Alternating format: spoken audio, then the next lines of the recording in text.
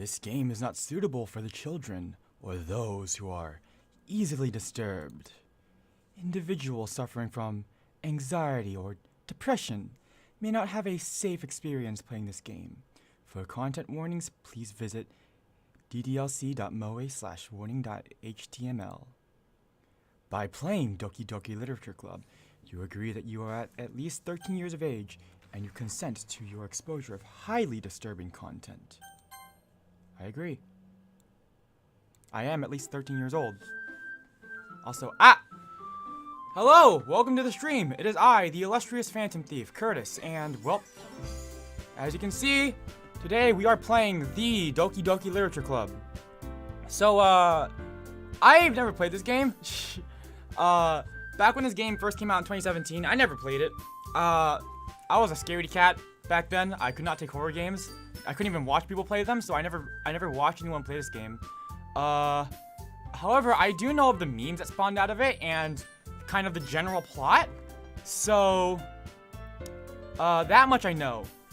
Otherwise, I know this song. Everyone was playing this fucking song on the piano. But yeah, otherwise, this is going to be kind of a blind play. It's not really blind. I know what happens in the end, but I don't know the details, really. So, I know some of the major plot beats, but I don't know what happens in the end. So we're gonna see what happens. Settings. Okay. Well, return. Anyways, well, today is Valentine's Day. Happy Valentine's Day, everyone. Some of you may know it as Singles Awareness Day. If you are sad that you do not have a significant other, don't worry, you are not alone. I do not have a significant other. But for me, that's okay because I prefer it that way. So, if you're a thirsty son of a bitch, that's on you. Alright, well, enough of looking at the title screen. We might as well just make a new game, huh? Let's enter your name. Coitus. Curtis.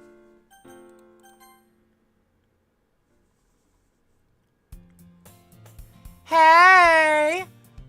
I see an annoying girl running towards me from the distance, waving her arms at me like she's totally oblivious to any attention she might draw to herself. Damn. Sounds obnoxious.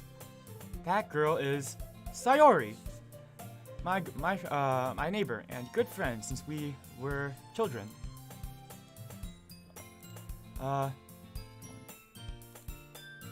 You know, the kind of friend that you never see yourself making today. But it just kind of works out because you've known each other for so long. Oh yeah, I get that. I'm still friends with some of my kindergarten friends, so I totally get that. We used to walk to school together on days like this, but starting around high school, she would oversleep more and more frequently. Ugh. And I would get tired of waiting up. But if she's going to chase after me like this, I almost feel a lot better off running away. However, I just sigh and idle in front of the crosswalk and let Sayori catch up to me.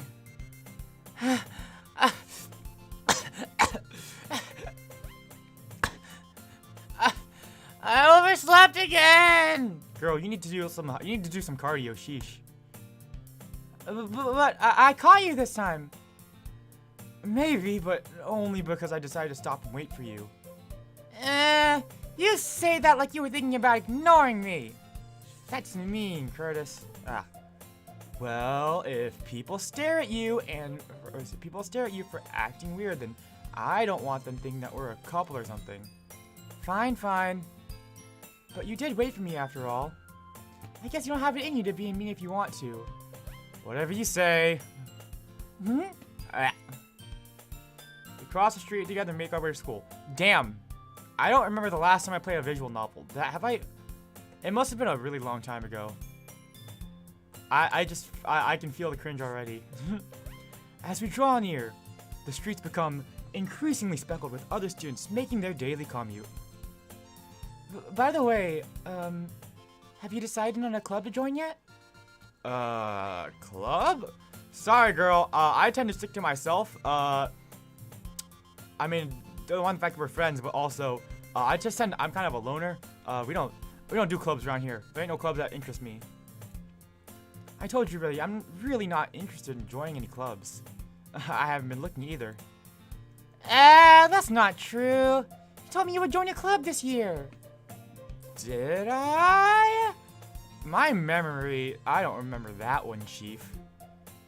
I'm sure it's possible that I did in one of our many conversations in which I'm dismissively go along with whatever she's going on about. She just rambles on and on, talks about the War of 1911, talks about NFTs, talks about the stock market. It's all really boring to me. Sayori likes to worry a little bit too much about me when I'm perfectly content getting by on the average while spending my free time on games and anime. Oh, this guy is a true, what do we call him? An internet person? He's not really a normie because he watches anime. I mean, I guess normies can watch anime, but like, he's kind of average. So what is he? He's like a nerd? The average nerd, I guess. I don't know. I was talking about how I'm worried you won't learn how to socialize or have any skills before college. Your happiness is really important to me, you know? And I know if you're happy now, I know you're happy now, but I die at the thought of you becoming a NEET in a few years because you're not used to the real world. You trust me, right? Don't make me keep worrying about you. You need to learn about storming the beaches of Normandy on D-Day. This is very important knowledge. What happens if you have to storm a beach someday? All right. I'll look at a few clubs if it makes you happy. No promises though.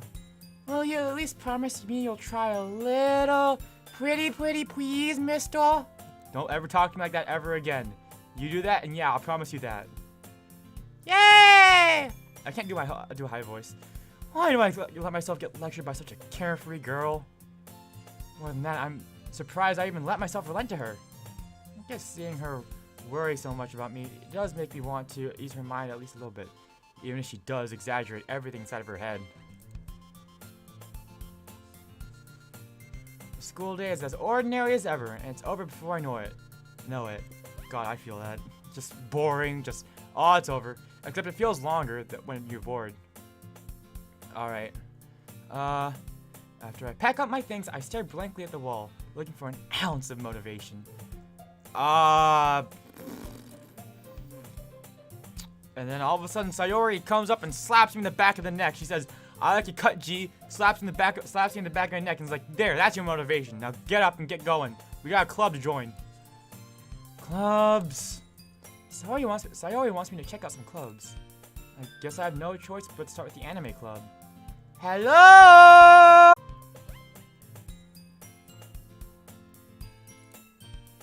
Hello? Is everything back? It looks like we're back. We're streaming again. What the heck is going on with my internet?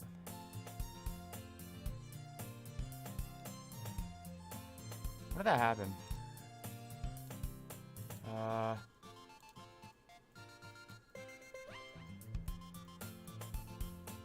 Is stream okay? Hello?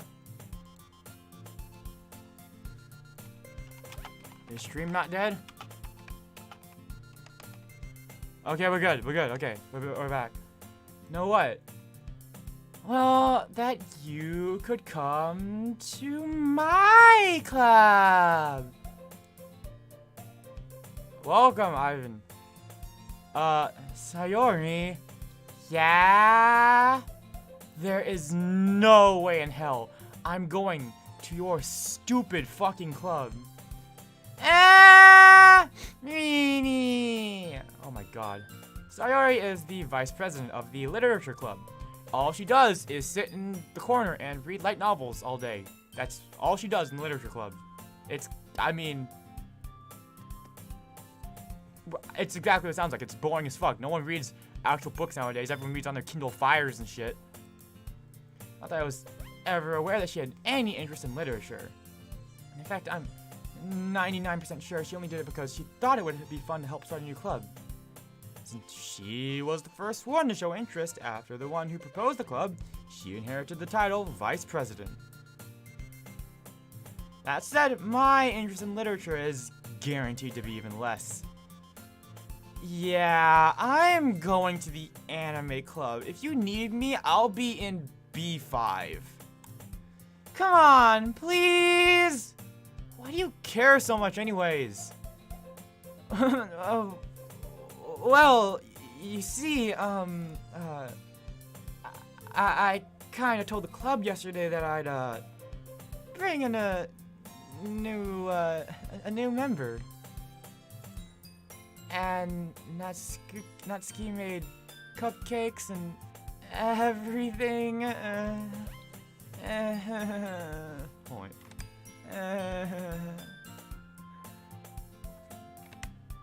Oh wait, don't make promises you can't keep! Hello, Chisai, welcome. I can't tell if Sayori at this point is just that much of an airhead or if she's just so cunning as to have planned this all out. Oh my gosh. Fine, I'll stop by for a cupcake, okay? Hey, let's go! Damn, she's just a bundle of energy, huh? And thus, today marks the day I sold my soul for a cupcake. Truly a fair deal. I dejectedly follow Sayori across the school and upstairs, a section of the school I rarely visit, being generally used for third-year classes and activities. Sayori, full of energy, swings open the classroom door. Everyone, the new member is here. I told you, don't call me new member. I glance around the room. Oh wait, I feel like I gotta get close to my mic for Yuri. I don't know why. I just get that impression. Welcome to the literature club. It's a pleasure meeting you. Sayori always says nice things about you. Okay, now I gotta give her like a bratty voice. Hold on. Seriously? You brought a boy? Way to kill the atmosphere.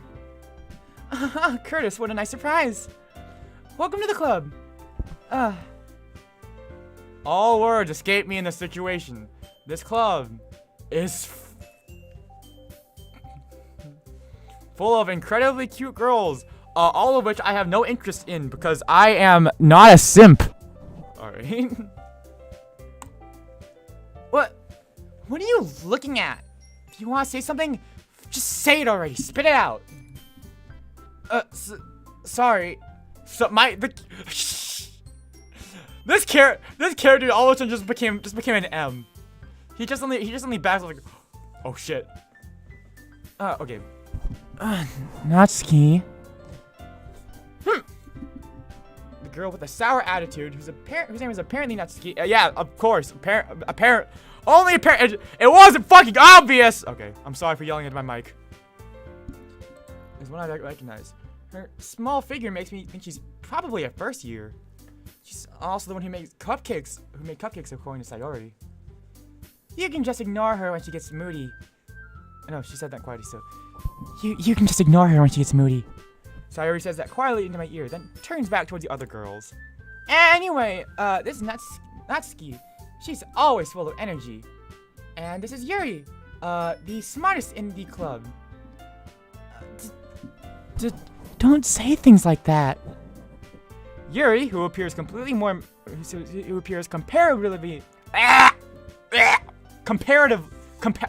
comparably, okay, I tried to say comparatively, comparably more mature and timid, seems to have a hard time keeping up with people like Sayori and Natsuki.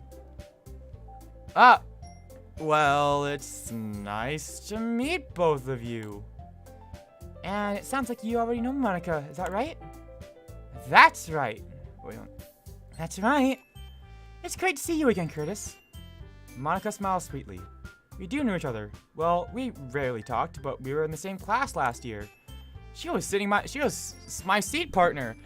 She was probably the most popular girl in class. Smart, beautiful, athletic, I got not cyberbullied. I got bullied in class for being the lucky guy who got next to her.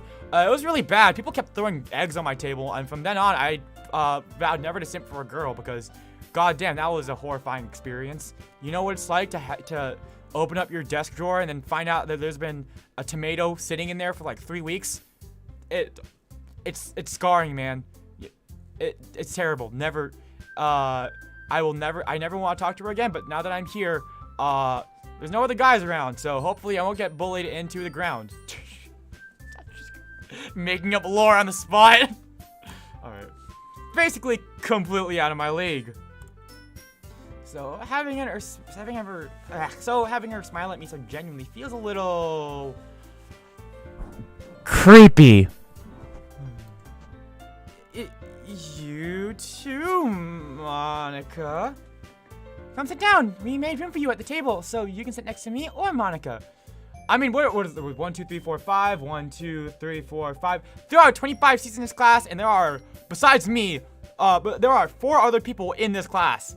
I think there is plenty of table here. There's plenty of table. There's plenty of space here. You don't need to make room for me at the table. There's plenty of tables to go around. I'll get the cupcakes. Hey, I made them. So I'll get them. Sorry, I got a little too excited. Then, how about I make some tea as well? I can't do girl voices. My voice is too deep. But I'll do my best. The girls have a few desks arranged to form a table. What if I just give Sayori like a toad voice? Just like, just give her the most annoying voice possible. As Sayori mentioned, it's been widened so that there is 1 space next to Monica and 1 space next to Sayori. Natsuki and Yuri walk over to the corner of the room where Natsuki grabs a wrapped tray and Yuri opens the closet. Still feeling a bit awkward, I take a seat next to Sayori. Natsuki proudly marches, chest puffed up, head, nose to the sky, marches back to the table, tray in hand. That fits her personality. I mean, I guess it does.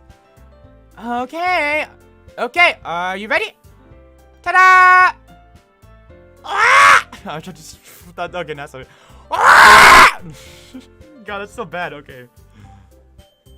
Natsuki lifts the foil off the tray to reveal a dozen white, fluffy cupcakes decorated to look like little cats.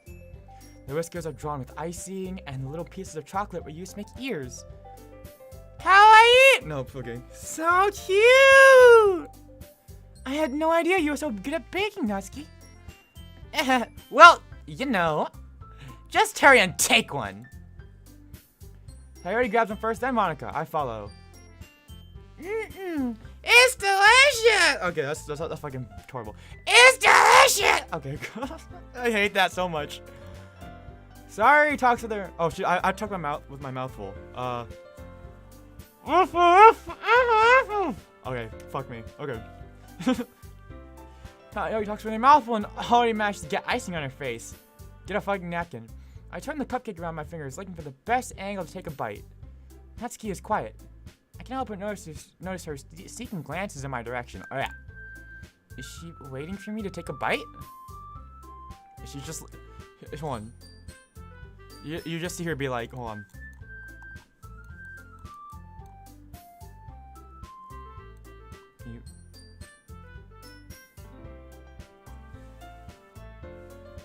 Is he gonna take a bite? Ah. This is your first time playing? Yes, although I do know the lore of the game. I do know the major story beats, and I know what happens at the end of the game, or at least on at the end of the second playthrough. But but everything in between, I don't really know what happens. So, because I remember when this game came out, 2017, 4.5 years ago. I remember everyone with the memes, but I never played it myself because back then I was too much of a scaredy little kid to actually play it or watch it myself. So we are playing it today for a Valentine's Day because I am single and I prefer to keep it that way. I finally bite down. The icing is sweet and full of flavor. I wonder if she made it herself. This is pretty damn good. Thank you. Why are you thanking me? It's not like I Haven't I heard this somewhere before? Made them for you or anything. Eh? I thought you technically did. Sayori said, oh, well, maybe. God, wow. Not for you, you know. You. Not for, you know, you. Dummy. Alright. I give up on Natsuki's weird logic and dismiss the conversation. Yuri returns to the table, carrying a tea set. She carefully places a teacup in front of each of us before setting down the teapot next to the cupcake tray. You keep a whole ass tea set in this classroom? Who doesn't? I have a tea set! Don't worry, the teachers gave us permission. Oh. Don't worry, the teacher gave us permission. After all, doesn't a cup of hot tea help you enjoy a good book? I guess. Well, don't get yourself intimidated. Yuri's just trying to impress you. Huh? That's not... Insulted, Yuri looks away. God. I meant that, you know. I believe you. Well, tea and reading might not be a pastime for me, but I at least enjoy tea. Yeah, I bet this guy drinks that shitty, like, Arizona tea or LaCroix or that shit. Not real tea, you know? I'm glad. Yuri faintly smiles to herself in relief. Monica raises an eyebrow, then smiles at me. So, what made you consider the literature club? I was afraid of this question. Something tells me I just shouldn't tell Monica that I was practically dragged here by Sayori. I'm not gonna do it and like try to make it sound Japanese because that's fucking cringe, bro. Well, I haven't joined any clubs yet, and Sayori seemed really happy here, so...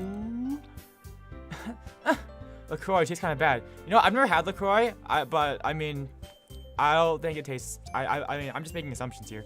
That's okay, don't be embarrassed. We'll make sure you feel right at home, okay? My voice tried to go higher from there. As president of the literature club, it's my duty to make the club fun and exciting for everyone. Exciting in what way? Well, if you don't like reading the books, we sometimes have book fights where we grab the biggest, heftiest textbook we can find and bash each other over the head in a duel to the death until one of us passes out and bleeds. Then we call the ambulance, and the school covers our medical fees. So I think that's all. What the fuck am I on about? That's fucking so stupid. All right, Monica, I'm surprised. How come you decided to start your own club? You could probably be the board member for any of the major clubs. Weren't you the leader of a debate club last year? Well, you know, to be honest, I can't stand all of the politics around the major clubs. It's like nothing but arguing about budget and publicity and how to prepare for events and oh, you gotta do this. You gotta file the expenses of the club. You gotta make a record and take notes at each club meeting. It's so boring. Why can't we just sit down and read some books? You know what I'm saying? I'd much rather take something I personally enjoy and make something special out of it. Hold on.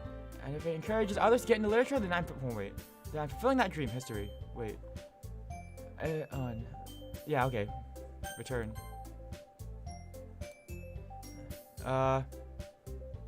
Monica really is a great teacher.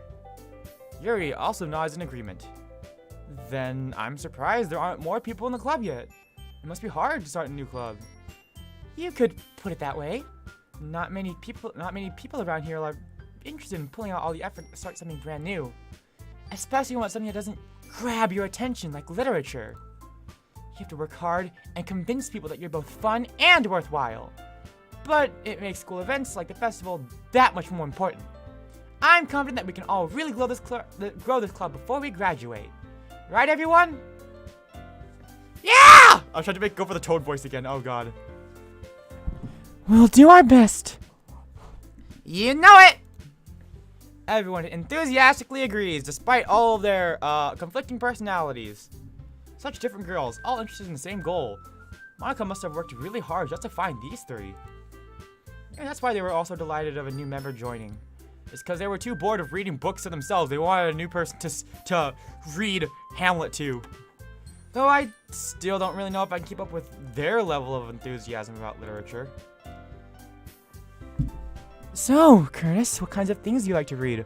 Well, occasionally light novels, a lot of legends and stories about good old thieves of old. Mostly gentlemen thieves.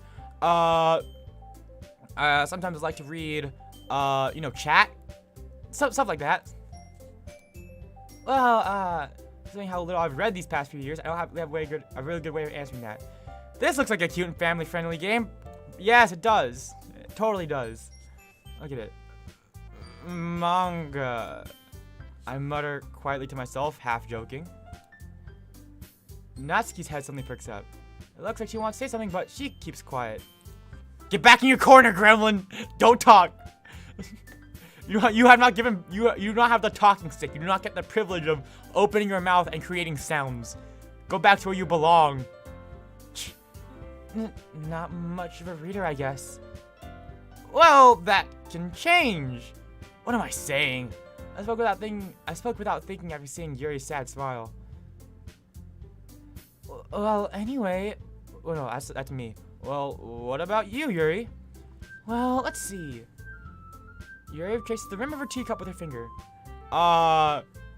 She likes reading Edgar Allan Poe, other depressing poems, stuff like that.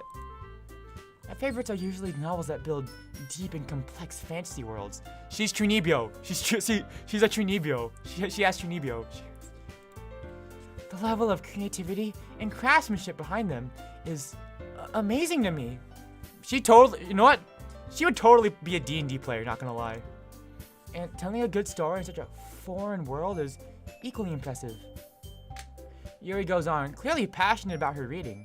She seemed so reserved and timid the moment I walked in, but it's obvious by the way her eyes light up that she finds her comfort in the world of books, not people. But you know, I like a lot of things. Stories with deep psychological elements usually immerse me as well. Isn't it amazing how a writer can so deliberately take advantage of your own lack of imagination to completely throw you for a loop? Anyway, I've been reading a lot of horror lately. Horror, you say? Okay. Shh. I've read a horror book once. It was back in 3rd grade. It was those goosebump things. It wasn't very scary, I don't think. I desperately try to grasp something I can relate at the minimal level. Trying to get at least a C on this exam right now. That's right, Yuri might as well be having a conversation with a rock.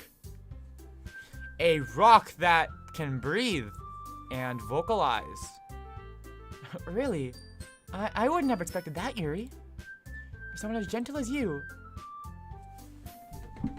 I guess you could say that. But if a story makes me think, or takes me to another world, then I can't really put it down. Surreal horror is often very successful at changing the way you look at the world, if only for a brief moment. Ugh, I hate horror! Oh, what's that? Well, Natsuki's eyes darted up to me for a split second. Never mind. That's right. You just like to write about cute things, don't you, Natsuki? Well, what? What gives you that idea? Well, you left a piece of scrap paper behind last club meeting. It looked like you were working on a poem called Caramel Dancin'. Don't say it! Don't you dare say it out loud! And give that back! Fine. I'm just teasing you, you know. Your cupcakes, your poems, everything you do is just as cute as you are. Sayori sidles up behind Natsuki and puts her hand on her shoulders. I'm not cute! Natsuki, you... oh no, that's me. Natsuki, you write your own poems? Well, I guess sometimes. Why do you care, dummy? I think that's impressive. Why don't you share them sometime? No! No, meanie. Natsuki averts her eyes. You wouldn't like them. Ah, not a very confident writer yet. He's just teasing her at this point. He's just like, oh yeah, if I tease her enough, then she'll break, right? I understand how Natsuki feels. Sharing that level of writing takes more than just confidence. The truest form of writing is writing to oneself. You must be willing to open up to your readers, exposing your vulnerabilities, and showing even the deepest reaches of your heart.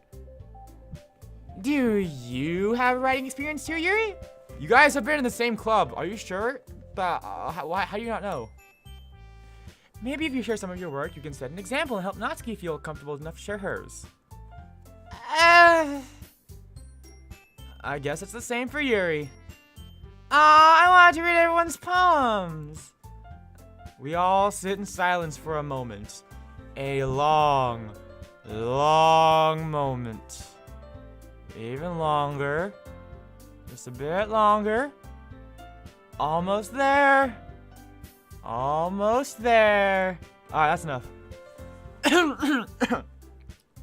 Okay. I have an idea, everyone. Nat and Yuri. Natsuki and Yuri both look quizzically at Monika. Let's all go home and write a poem of our own. Then next time we meet, we'll all share them together with each other. That way, everyone is even.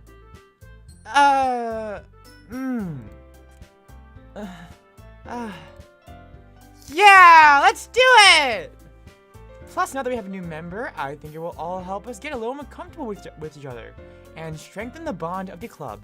I'm talking too fast, sorry. I'm stumbling over my words. Isn't that right, Curtis? Monika smiles very warmly at me once again. It's kind of strange.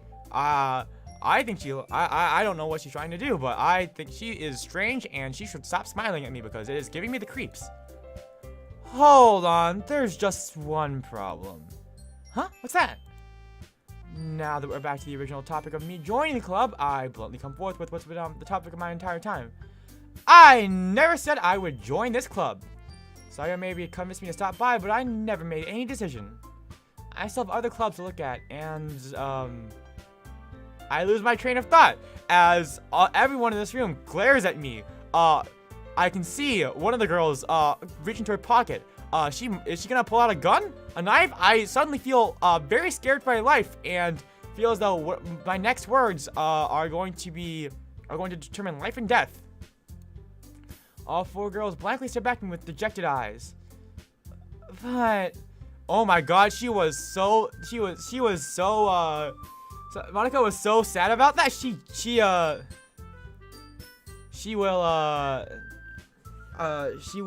like sunk 2 inches. She got shorter by 2 inches.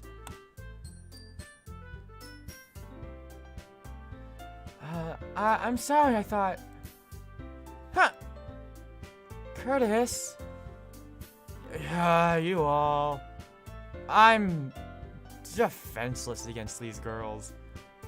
Oh no! Oh no, the main character is starting to simp. He's giving in! Alright. How am I supposed to make a clear decision when it's like this? Oh, maybe it's not simping, maybe it's just all the puppy eyes. That is, if writing poems is the pricing to pay in order to spend every day with these beautiful girls. Right. Well, okay, I decided then.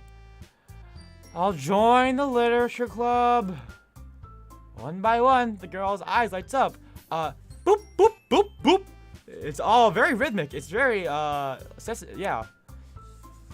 Yes! Yes! I'm so happy!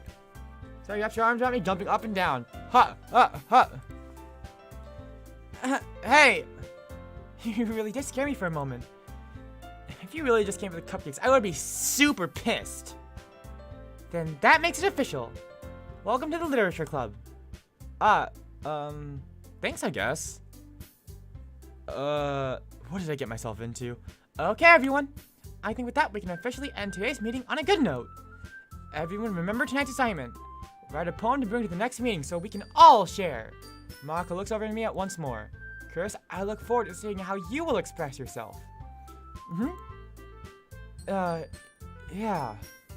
Can I really impress the class star Monica with my mediocre writing skills?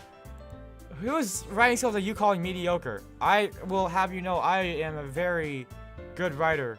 Oh god.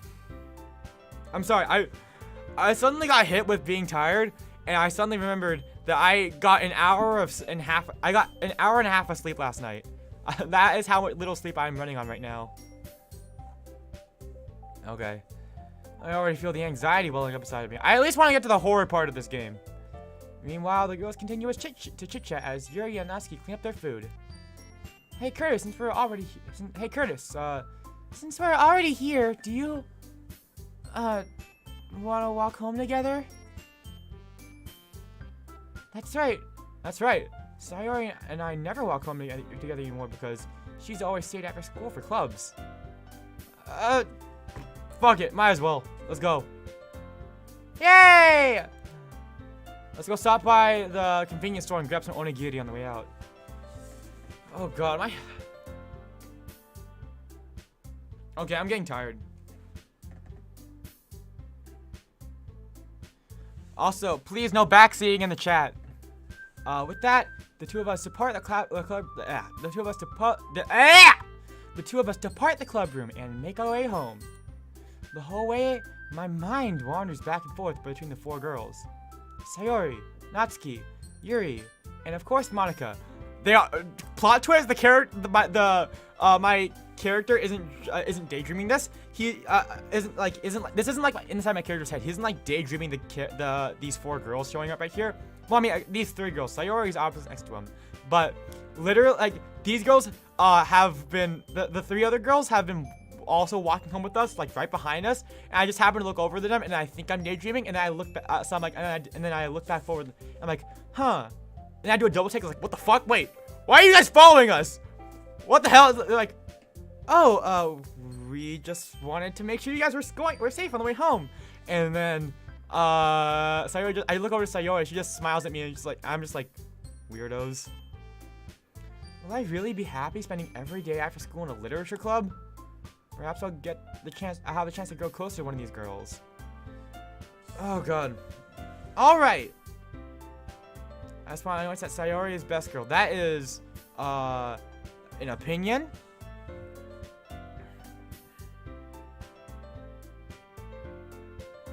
I'm really getting tired, guys. I might fall asleep on the spot. All of a sudden, the 1.5 hours of sleep that I got are hitting me like a truck, and not like an isekai truck. That would be bad. If I died right here in the stream during the stream, that would be kind of bad. Oh god. All right. Just gonna mask the bags under my eyes with my mask. I'll just need to make the most of my circumstances, and I'm sure good fortune will find me. And I guess that starts with writing a poem tonight.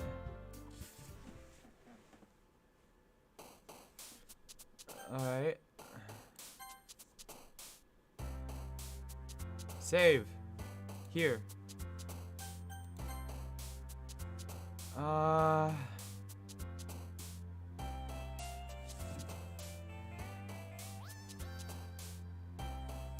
What do I put?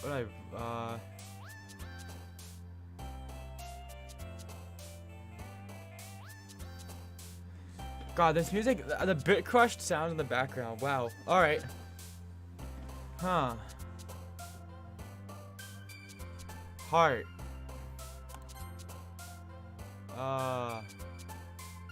Kawaii.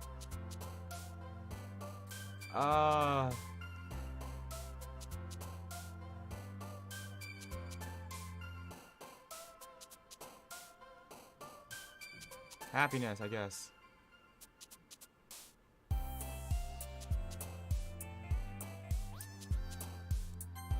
Joy. Okay, so I guess, so my guess is that Sayori likes, happy, like words that invoke happiness. Natsuki enjoys words that invoke, cute stuff, and then Yuri likes words that invoke what? Deep, meaningful stuff. Deep, meaningful meanings.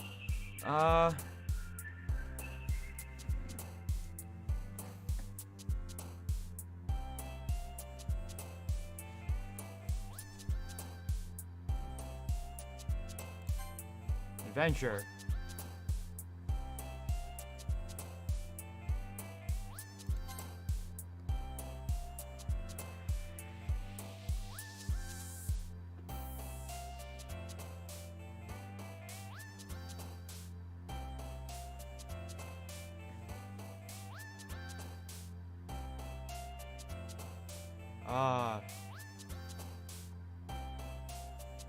What's my feeling at the moment?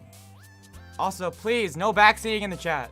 Not unless I ask. Melancholy.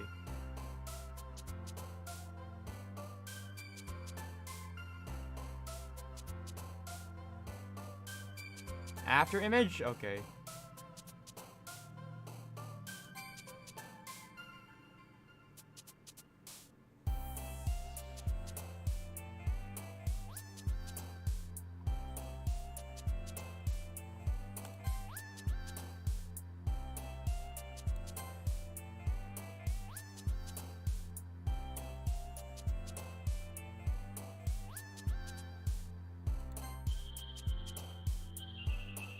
Graveyard. I see graveyard and I think Yu-Gi-Oh. Okay. I don't know.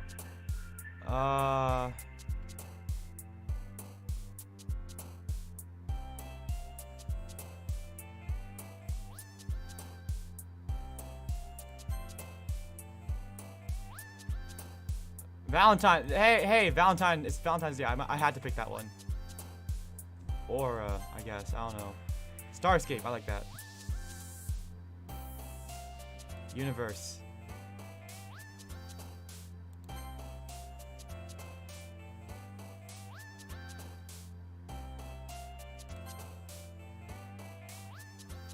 Doki Doki.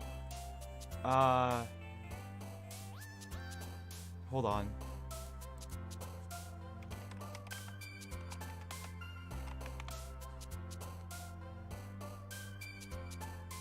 Okay, never mind, nothing.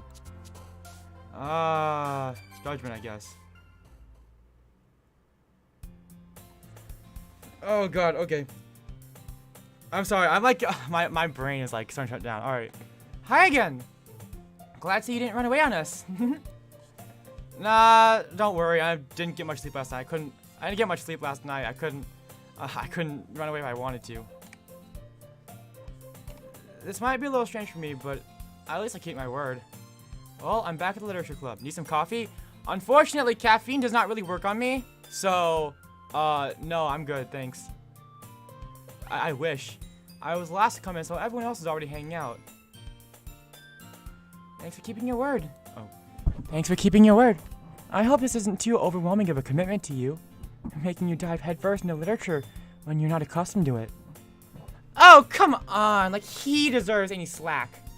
Sayori told me you didn't even want to join any clubs this year. And last year, too! So we're second years. I don't know if you plan here just to come here. I don't know if you plan just to come here and hang out or what. But if you don't take us seriously, then you won't see the... Hold on. Then you won't see the end of it. Okay. Natsuki, you certainly have a big mouth for someone who keeps her manga collection in the club room. Natsuki finds herself stuck between the words saying Monica and manga. She eventually just gives up and shoves her face into her backpack and starts screaming. Manga is literature. Swiftly defeated, Natsuki pops back into her seat. Don't worry, guys. Chris always gives it his best, as long as he's having fun. Well, I'm having tired. Is that fun? He helps me busy work without me even asking. Hold on. Like cooking, cleaning my room. How dependable. Sayori, that's because your room is so messy it's distracting. And you almost set your house on fire once. Is that so? You two are really good friends, aren't you? I might be a little jealous. How come? You and Curtis can become good friends too. Sayori. as usual, Sayori just seems to be oblivious to the weird situation she just put me into. Oh, Yuri even brought you something today, you know. Oh, wait, Sayori! And she's just plunged into an even deeper weird situation. What a, airheaded girl. Me? Not really. Don't be shy. It's really nothing. What is it? Just spit it out already. Let's get this over with. Never mind. Sorry to make it sound like a big deal when it's really not. What do I do? I'm sorry, Yuri. I wasn't thinking. I guess that's it. We need to rescue the situation. Hey, don't worry about it. God, oh God. Okay, wait. I forgot why I didn't. No, this is why I don't play visual novels, because there's so little choice. I'm just reading. I guess it is a visual novel. That's fair. First off, I wasn't expecting anything in the first place. So any nice gesture from you is a pleasant surprise, to say the least. It'll make me happy no matter what. Oh, is that so? Yeah, I won't make it a big deal if you don't want it to be. That was a good de-escalation of the situation. Alright. Well, here. Oh, that was Yuri saying it. Well, here. Yuri reaches into her bag and pulls out a book. You open up the book. There are 15 crushed spiders between the pages. I'm joking. I didn't want you to feel left out, so I picked out a book that I thought you might enjoy. It's a short read, so it should keep your attention, even if you don't read. Is it a book about astronomy? That's what I'm interested in. I love that shit. Give me an astrophysics book. And we could, discuss it if you wanted or something. This is... How is this girl accidentally being so cute? She picked out a book that she thinks I'll like, despite me not reading much. Thank you. I'll definitely read this. I enthusiastically take the book. It is a book about, it ends up being a book about, cell behavior and the production of ATP. Very annoying. Very, not interesting, but it will do. Well, you can read it at your own pace. I look forward to hearing what you think. Now that everyone's settled in, I expected Monica to kick off some scheduled activities for the club. That doesn't seem to be the case. Sayori and Monica are having a cheery conversation in the corner. Yuri's face is already buried in a book. Can't help but notice her intense expression, like she was waiting for this chance. Meanwhile, Natsuki is rummaging around the closet, being the closet gremlin she is. The protagonist, in fact, had narrator. The protagonist, in fact, had no intention of reading the book.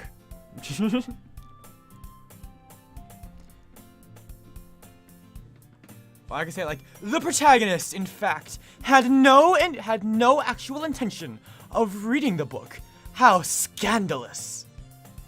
I'm really curious to talk to Yuri a little bit more. At the same time, I would feel bad for distracting her from reading. I catch a glimpse of the cover of her book. It looks like the same book she lent to me. More than that, she seems to be on the first few pages. Crap! I think she knows me looking at her. But, abort! Where's the fire extinguisher? And then just start spraying the fire extinguisher everywhere. She extends a glance at me, and our eyes meet for a split second. Defuse the situation. Go! Pull the fire alarm! That only makes her hide her face deeper in her book. Sorry, ma'am. I was just spacing out, I mutter this, sensing I made her uncomfortable. Oh, it's fine. If I was focused, then I probably wouldn't have noticed in the first place. But I'm just rereading a bit of this, so... That's the book you gave to me, right? Why did you steal it out of my bag to take it back? You think I wouldn't notice? Huh? I'm joking. Mm-hmm. I wanted to reread some of it. Not for any particular reason. Just curious. Why do you have 2 copies of the same book?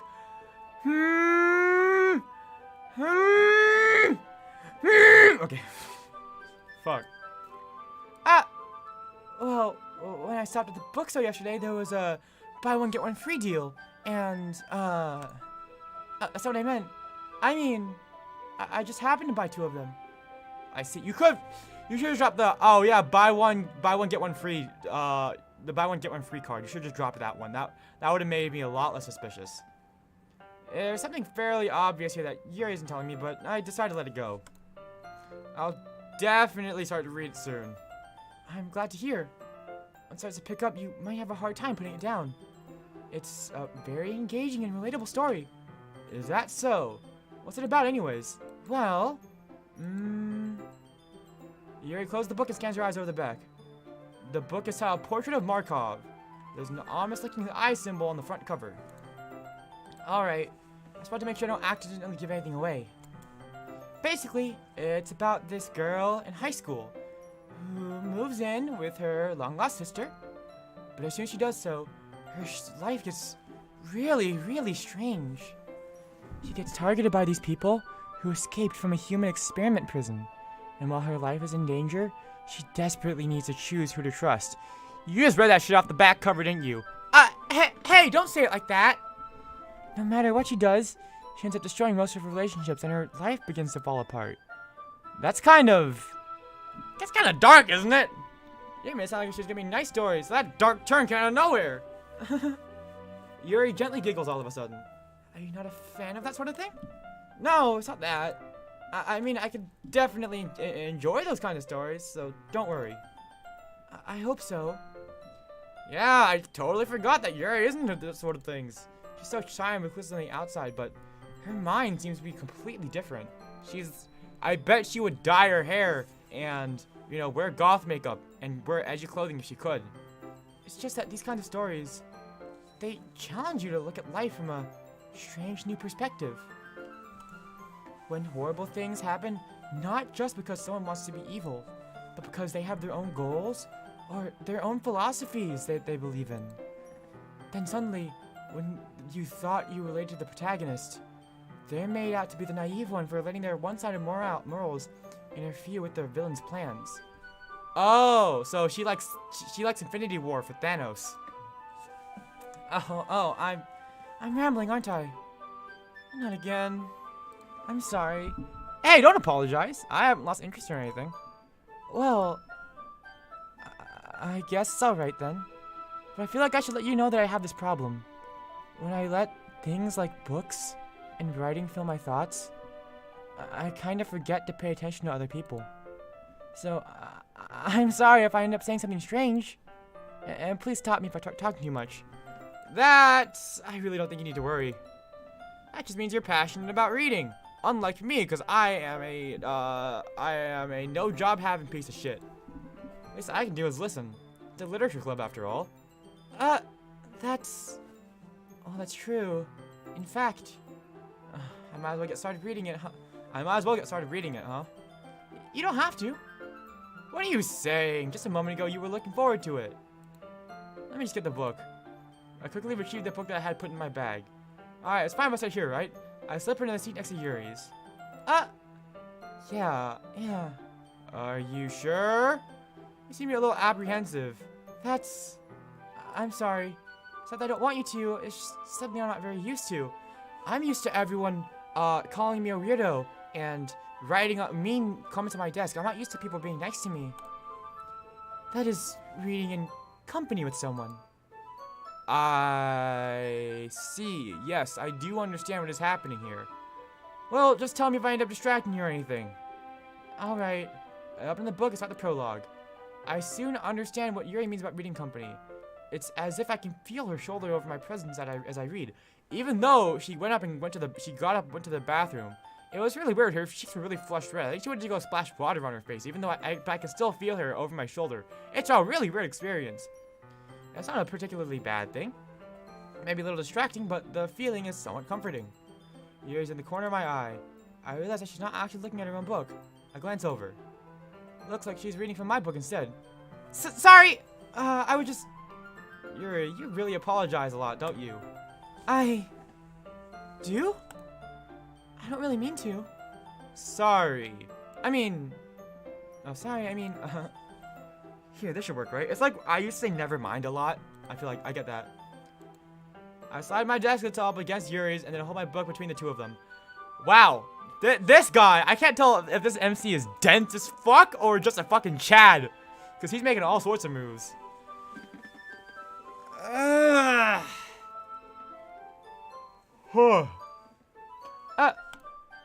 I suppose so? Yuri timidly closes her own copy. As we lean in a little bit, our shoulders are almost touching. I feel like my left arm is in the way, so I instead use my right hand to hold the book open. I guess that makes it kind of difficult to turn the page. Here.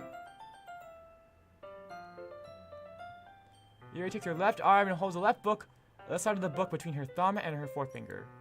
I do the same with my right arm on the side of the book. That way, I turn a page, Yuri slides it under her thumb after it flips to her page. But holding it like this, we're huddled even closer than before. Back off! Okay, hold up. This is too close for comfort. Hey, there's a computer in the corner. God, I'm tired. Okay, sorry, I'm sorry. I'm literally trying not to fall asleep right now not because this is boring, but because I am literally on an hour and a half of sleep right now, and I think my Adderall is starting to wear off. One of the side effects of Adderall, because I have ADHD, one of the side effects of Adderall is that it makes me not drowsy, and I guess it's just that because the day has been going on, and now my Adderall is starting to wear off, that I'm starting to get really tired. So I'm trying to. It's actually kind of distracting me. It's as if I can feel the warmth on Yuri's face, and she's in the corner of my vision.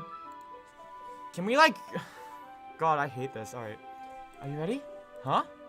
Turn the page. Sorry. I think I got a bit distracted for a second. I glance over at Yuri's face again, and our eyes meet. I don't know how I'll be able to keep up with. I don't know how I'll be able to keep up with her. That's okay. You're not as used to reading, right? I don't mind being patient if it takes you a bit longer. It's probably the least I can do. Is my character just illiterate, and he's just learning how to read again?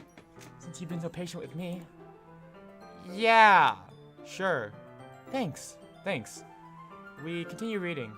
Yuri no longer asks me if I'm ready to turn the page. Instead, I just assume she's finished the page for me, so I turn it on my own volition. We continue the first chapter in silence. Even so, turning each page almost feels like an intimate exchange. My thumb gently letting go of the page, letting it flutter over to her side as she catches it under her own thumb. Hey, Yuri. This might be a silly thought, but, you got any, like, coffee or something? Any more tea? Because I'm starting to fall asleep over here. Oh, sure, I can go make you some tea. You know what? Never mind. I don't want you to make you get up. Let's just keep reading, okay? You sure? Yeah, I'm fine. And falls asleep. Oh, God. It happened again. Give me a moment.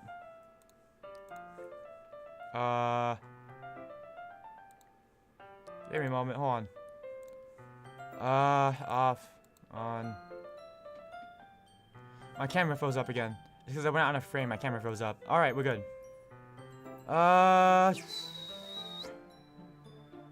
There we go. Oh, wait, shoot, no. Hold on, wait.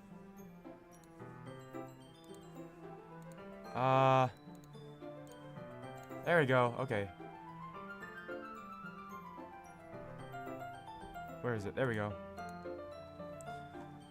The character... Okay. You think so? How does she? Well, I guess she's more blunt in a lot of ways. But she also second guesses all the things she says and does. Like, she's afraid that she'll do something wrong. It's not like I can see into your head or anything, but considering how much you say sorry, I mean, it kind of seems like you, bruh. I see. You remain silent for a moment. But Curtis, that's probably a terrible thing to have in common with her. That's so embarrassing that you think that. Wait, I didn't mean it in a bad way or anything. Sorry, I really didn't know you were self-conscious about that sort of thing.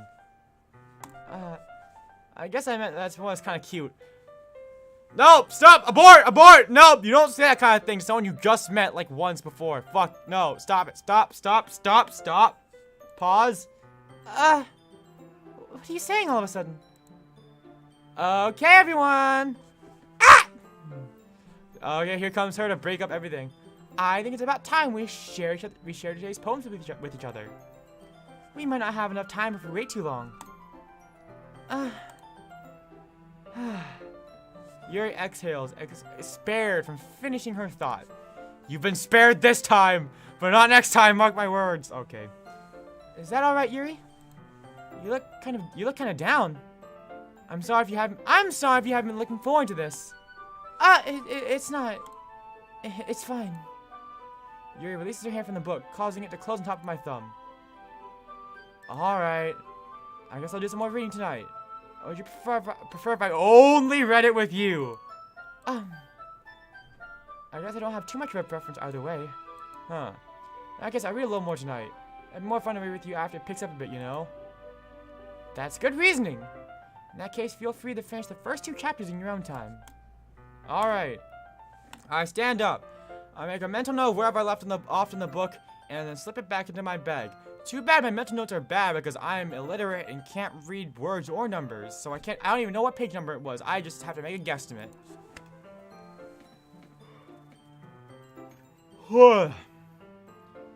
By the way, did you remember to write a poem last night? Yeah. My relaxation ends. I can't believe I agreed to do something so embarrassing. I really couldn't find so much inspiration since I've really never done it before. Well, now that everyone's ready, why don't we find someone to share with?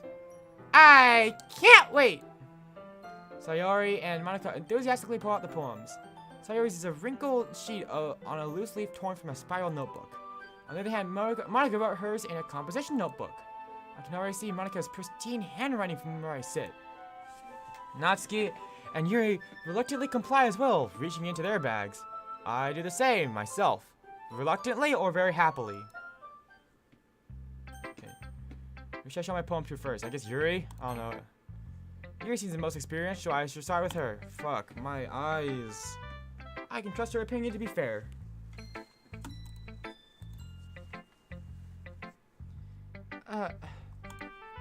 As Yuri reads the poem, I notice her eyes lighten. Exceptional. You say what now? Huh? Did I say that out loud? Yuri first covers her mouth, but ends up covering her whole face. She puts her entire bangs all over her face.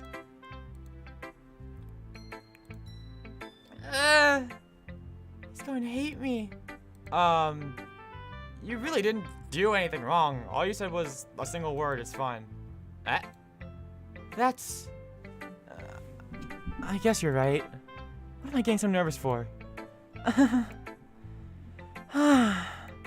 So, what kind of writing experience do you have? Your use of imagery and metaphors indicates that you've written a lot of poetry before. Huh? Really? Wow, that's a huge compliment coming from you. This is actually my first time, really. Ah! Yuri stares at me blankly, then looks at my poem again. Oh, well, I know that.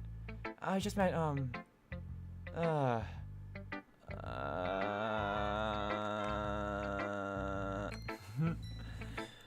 She traced her finger along the words in the poem as if breaking it down more thoroughly. Yeah, okay. This is the reason I was able to tell. It's just that there are specific writing habits that are usually typical of new writers. Wow, she regained composure really quickly. And having been through that myself, I kind of learned how to pick up on them. I think the most notable thing I recognize in new writers is that they try to make their style very deliberate. In other words, they tend to pick a writing style separate from the topic matter, and then they fit the two together. The end result is that both the style and expressiveness are weakened. Once Yuri finds her train of thought, it's as if her demeanor totally changes. Her stammering is completely gone, and she sounds like an expert. Of course, that's not something you can be blamed for. There are so many different skills and techniques that go into writing even a simple poem. Not just finding them and building them, but getting them to work together is probably the most challenging part. It might take you some time, but with all things come practice, and by learning by example, and trying new things. I also hope that everyone else in the club gives you valuable feedback. Natsuki can be a little bit based, though. Biased? How? Well... Never mind. I shouldn't be talking about people like that. Sorry. It's fine. I'm not sure if Yuri is apologizing to herself, or to me, or to Natsuki, or the turtle sitting in the corner of the room. Do you mind if I read your poem now? Please do. I'd love to share my thought process behind it. Yuri smiles dreamily, as if that's a rare opportunity for her, which is itself kind of funny. After all, isn't this supposed to be a literature club? Ghosts under the light. The tendrils of my hair. The tendrils of my hair illuminate beneath the amber glow, bathing. It must be this one, the last remaining streetlight to have withstood the test of time, the last yet to be replaced by the sickening blue-green hue of the future. I bathe, calm, breathing air of the present, but living in the past. The light flickers. I flicker back. Is my character like a firefly or something? That's weird. Why did I flicker back? Oh.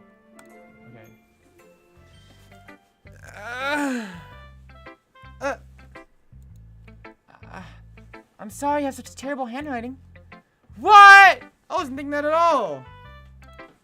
But it took you a long time to read. Well, I just don't read script very often. I actually think your handwriting is. I actually think your handwriting is kind of pretty.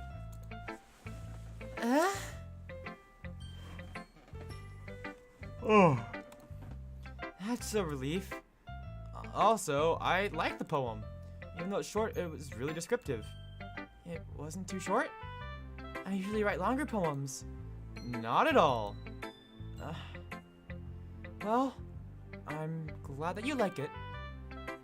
I'll be honest. Since our first time sharing, I wanted to write something a little bit more mild. Something easy to digest, I suppose. Are you into ghosts, Yuri? Actually, the story isn't about a ghost at all. Really? I must have totally missed the point. Well, I guess you did only glance over it after all.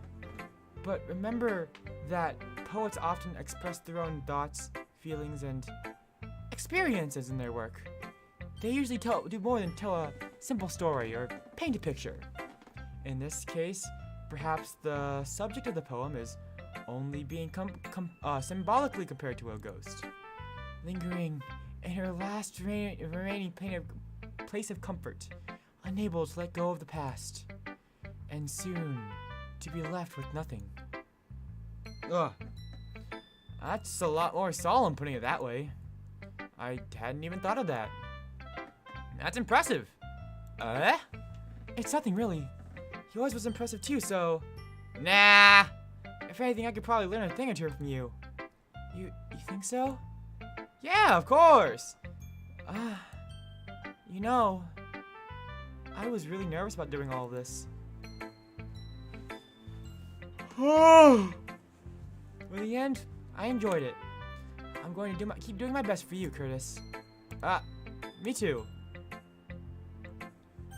Sayori. This is a good poem, Curtis. Are you sure it's your first time? Of course it is. What do you think? What do you think I am? Freaking, Michelangelo? Not Michelangelo. Who's the famous poem? I can't think right now because my brain is turning off right now. It's not that good. I'm the kind of guy who would be writing poems in his spare time. I guess you're right. But that's why it impressed me. I have to make it sound more obnoxious. Well, to be honest, I was afraid you wouldn't do it seriously. Like you wouldn't write one at all. I'm really happy that you just wrote one. It reminds me of how you're really a part of the club now.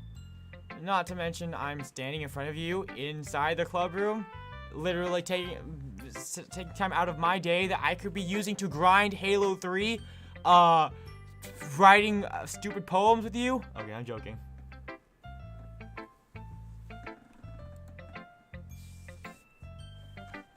Well, yeah, of course. I'm not really into it yet, but that doesn't mean I'll break my promise. See? It's like I said before. Deep down, you're not selfish at all, you know. trying new things like this for other people, that's something that only really good people do.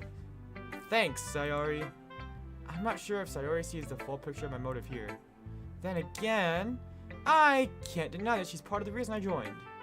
Knowing how much this means to her and all. Yeah. And I'm gonna make sure you have lots of fun here, okay? That'll be my way of thanking you. Okay, I'm going to hold it to you that then. Okay. Oh, sorry, I'm joking. Alright, I'm gonna hold you to that then. Hurrah! Now, I need you to read my poem to you, okay? Don't worry, I'm really bad at this. We'll see about that one. Dear Sunshine. Oh god, my eyes. Okay. The way you glow through my blinds in the morning. It makes me feel like you missed me. Kissing my forehead to help me out of bed. Making me feel sleepy.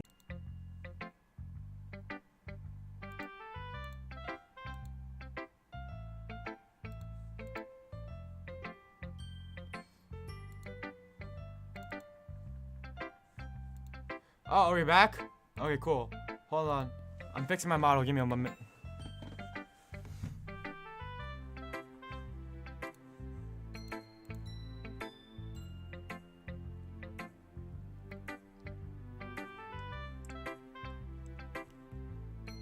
Okay, we're back. Yeah, okay, we're good. Alright, we're back. Hi, okay. Well, at least that makes me feel a little bit better about myself. Don't be mean! I still tried my best. Oh, yeah. I didn't mean to say it was a bad poem. It just came out nice, or how should I put it? It sounds just like you. Huh, really? Yeah, especially that last line. I made eggs and toast. Even though you were late to school, it's bad to skip breakfast. I get all cranky. Well, I guess there's no point in arguing. Anyway, thanks for showing me. This is so much fun. Monica's the best. Yeah. Next time, I won't forget. And I'm gonna write the best poem ever. Well, I guess I look forward to it. Natsuki. God. Oh, God, Okay. Here's what we're gonna do, okay? I'm gonna take a quick break real quick. Okay. I'm gonna take a break right quick, because I need to go wake up, make myself up, and get some... Yeah, and go to the bathroom. I will be right back.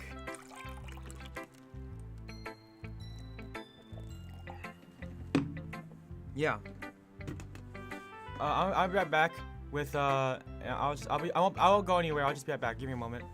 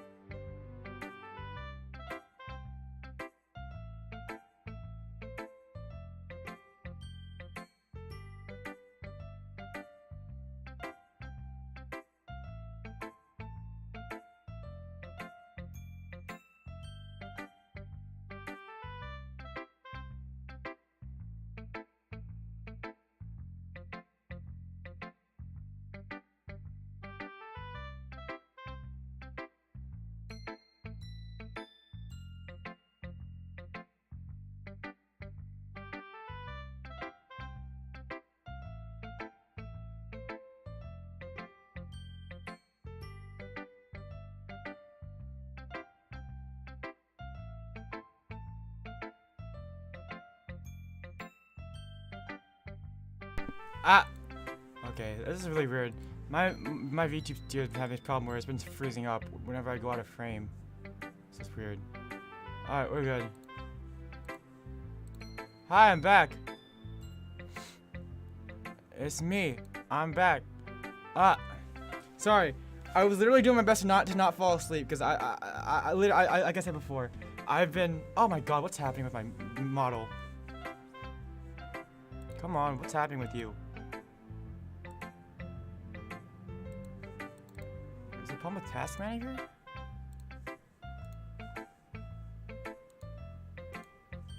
Hold on. Let's try something.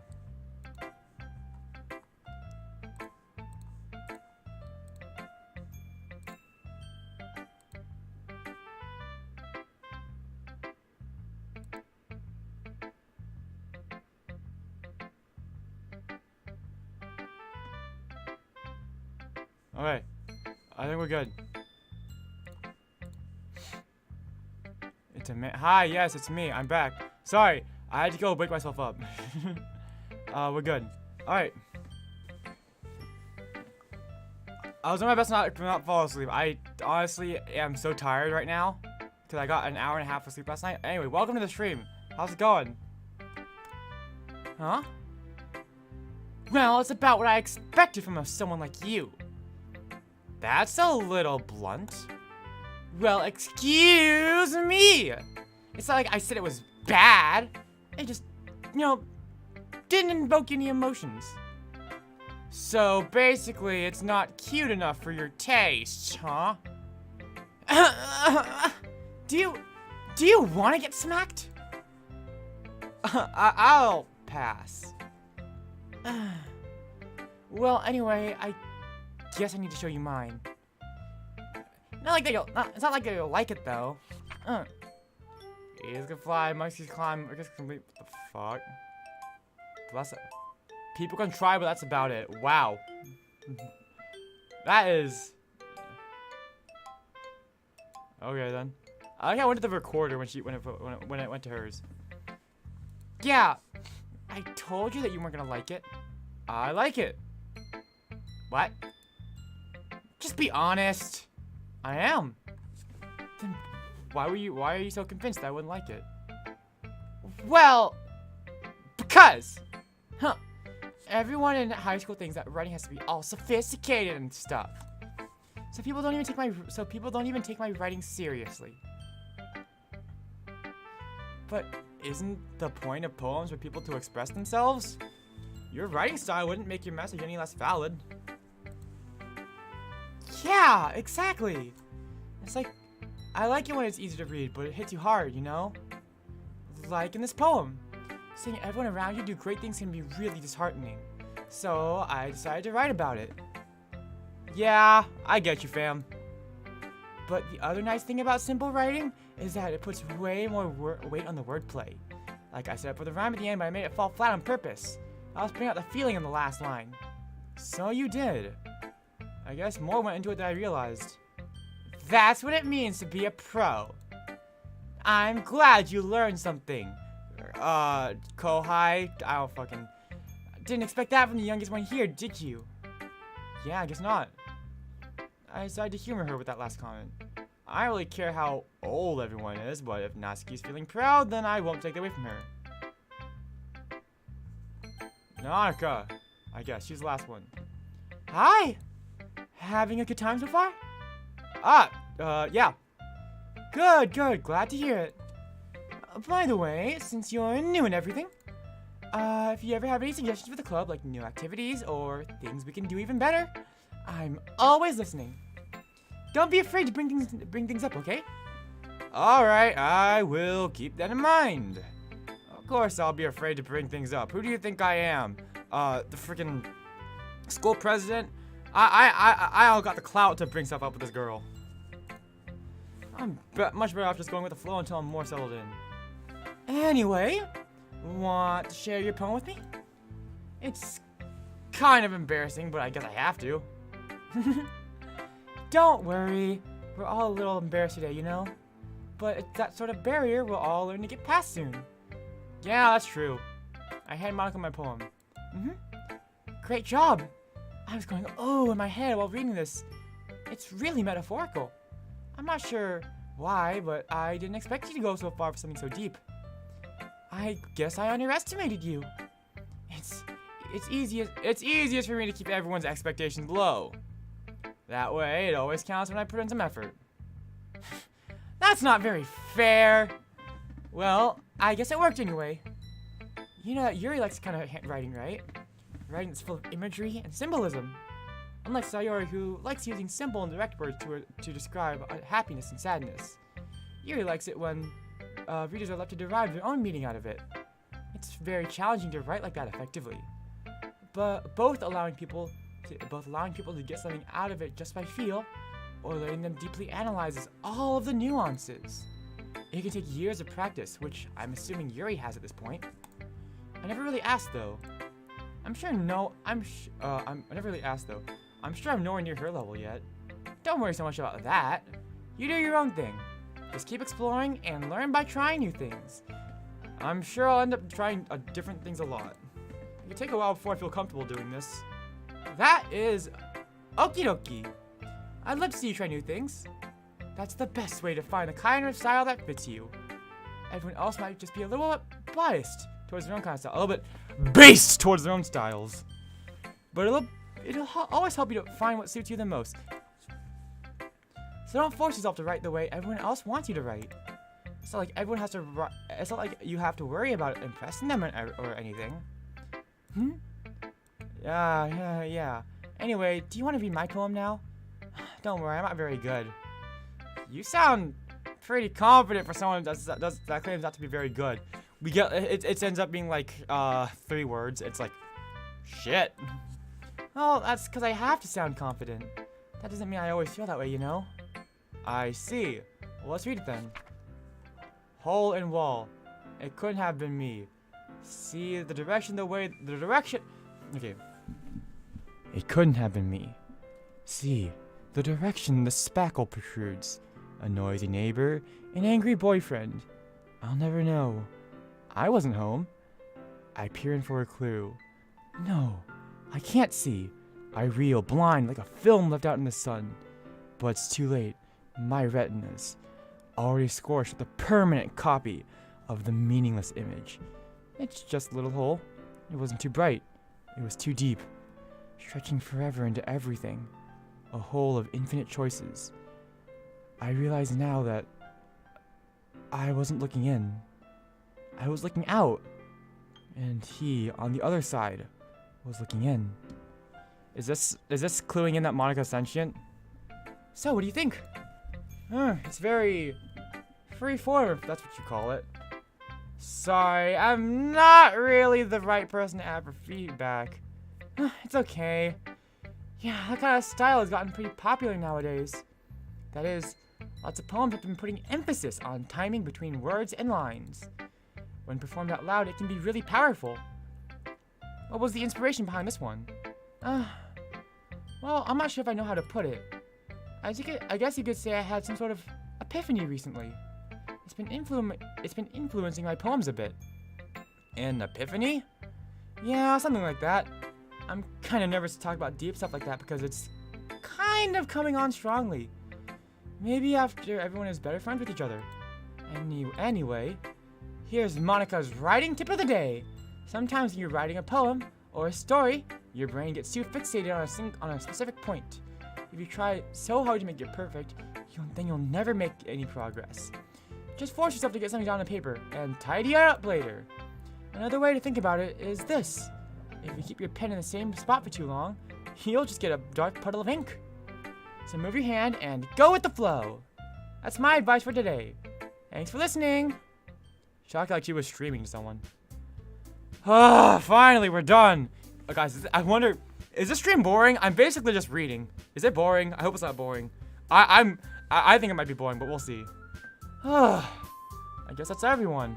I glanced around the room. That was a little more stressful than I anticipated. It's as if everyone is judging me for my mediocre writing abilities. Even if they're just being nice, there's no way my poems can stand up to theirs. This is a literature club after all. I guess that's what I ended up getting myself into. Across the room, Sayori and Monika are happily chatting. My eyes land on Yuri and Natsuki. They gingerly exchange sheets of paper, sharing their respective poems. Perhaps? Yeah, okay. As they read in tandem, I watch each of their expressions change. Natsuki's eyebrows furrow in frustration. Meanwhile, Yuri smiles sadly. What's with this language? Eh? Did you say something? Nothing. You didn't hear nothing. Natsuki dismissively returns the poem to the desk with one hand. I guess you could say that it's fancy. Thanks. Yours is cute. Cute? Did you just completely miss the symbolism or something? It's clearly about the feeling of giving up. How can that be cute? I know that. I just meant the language, I guess. I was trying to say something nice. Huh? You mean you have to try that hard to come up with something nice to say?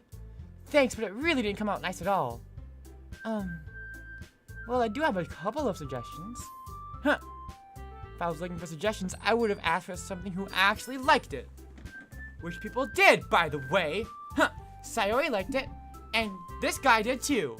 So based on that, I'll gladly give you some suggestions of my own. First of all, excuse me, I appreciate the offer, but I spent a long time establishing my writing style.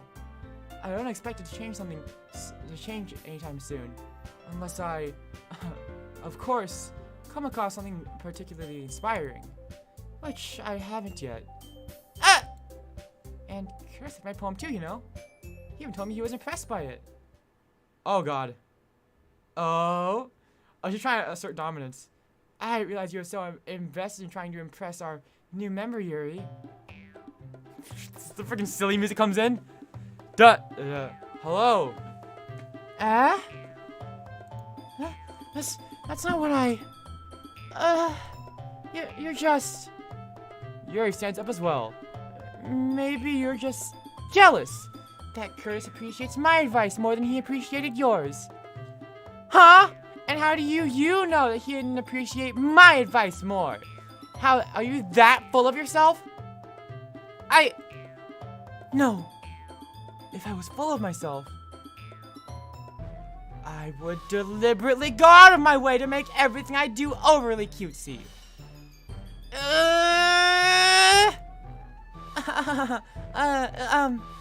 Is everyone okay? Well, you know what?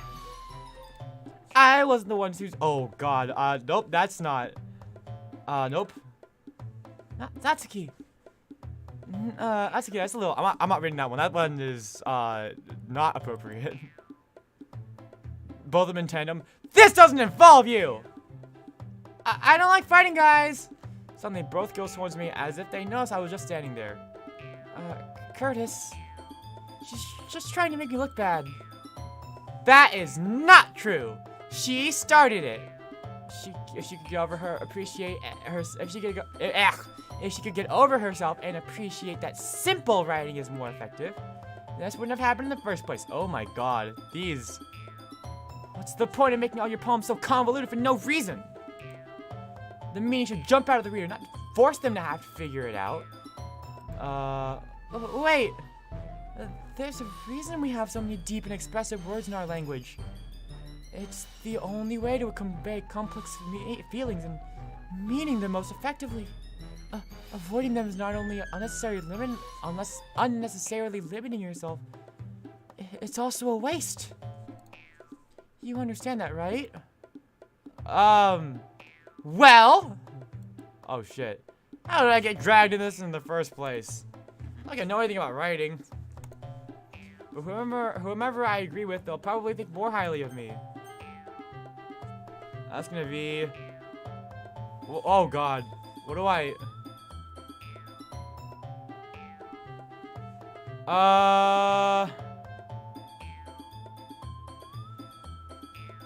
Sayori, help me out here. Natsuki.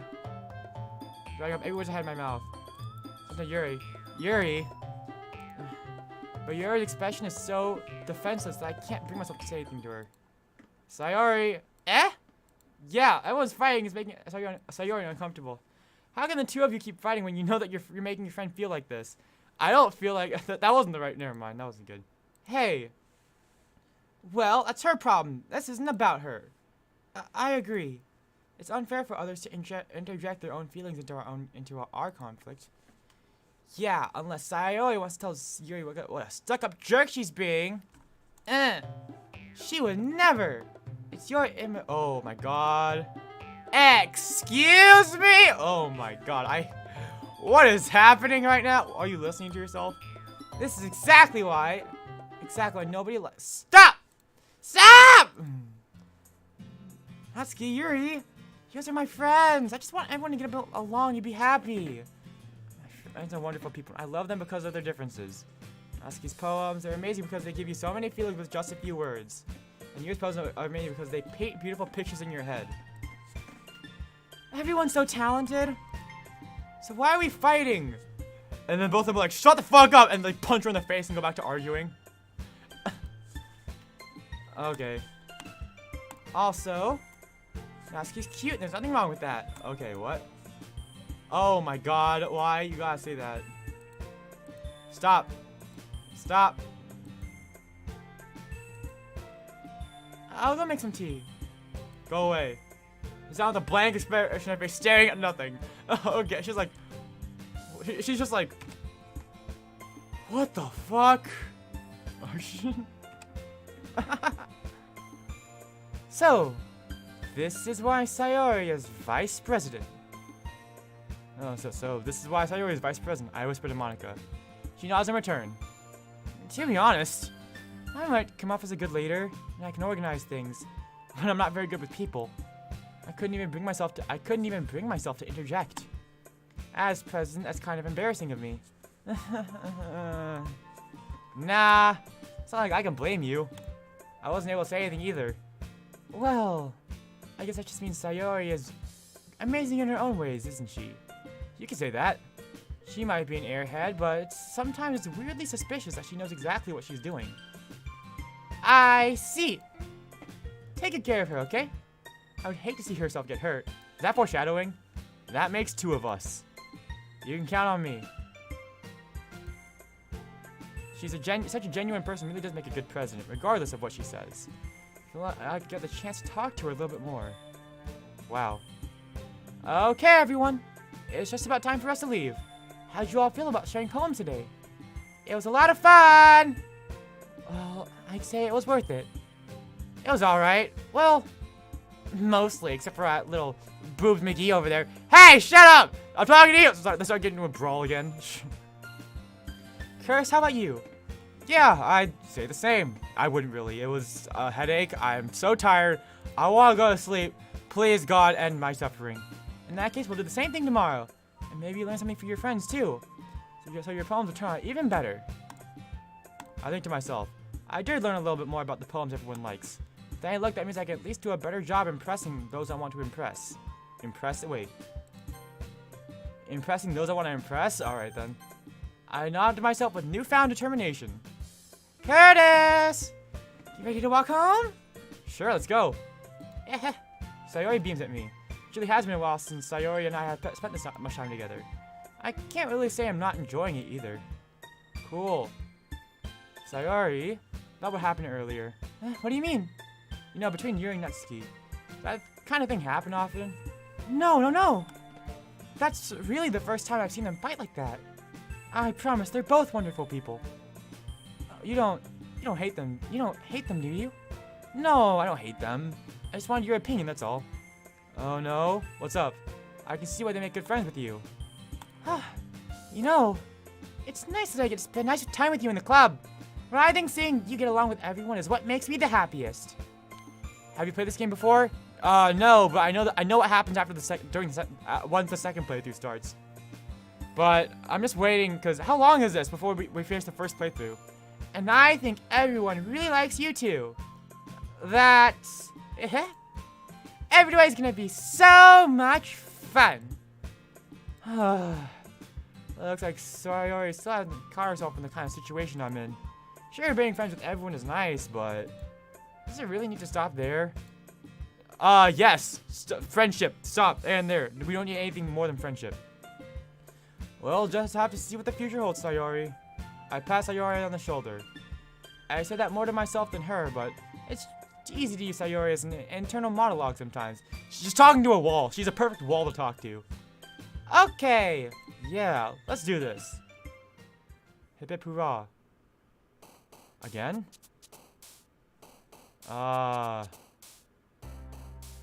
Vibrant. I don't know. Variants? Fluffy. Chocolate. I don't know. Vertigo. Universe. I don't know. Doki Doki. Depression? I don't know. Valentine.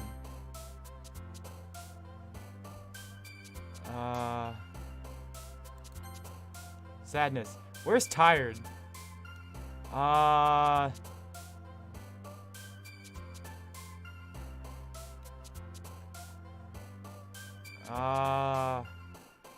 Amazing. Hair.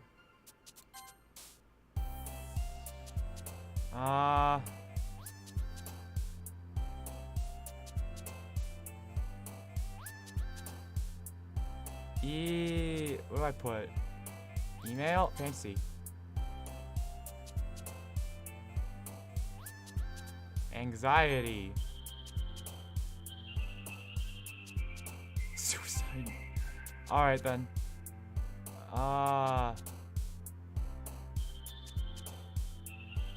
Pain. Pain is what I'm going through right now because I'm so tired. Headphones. Shame.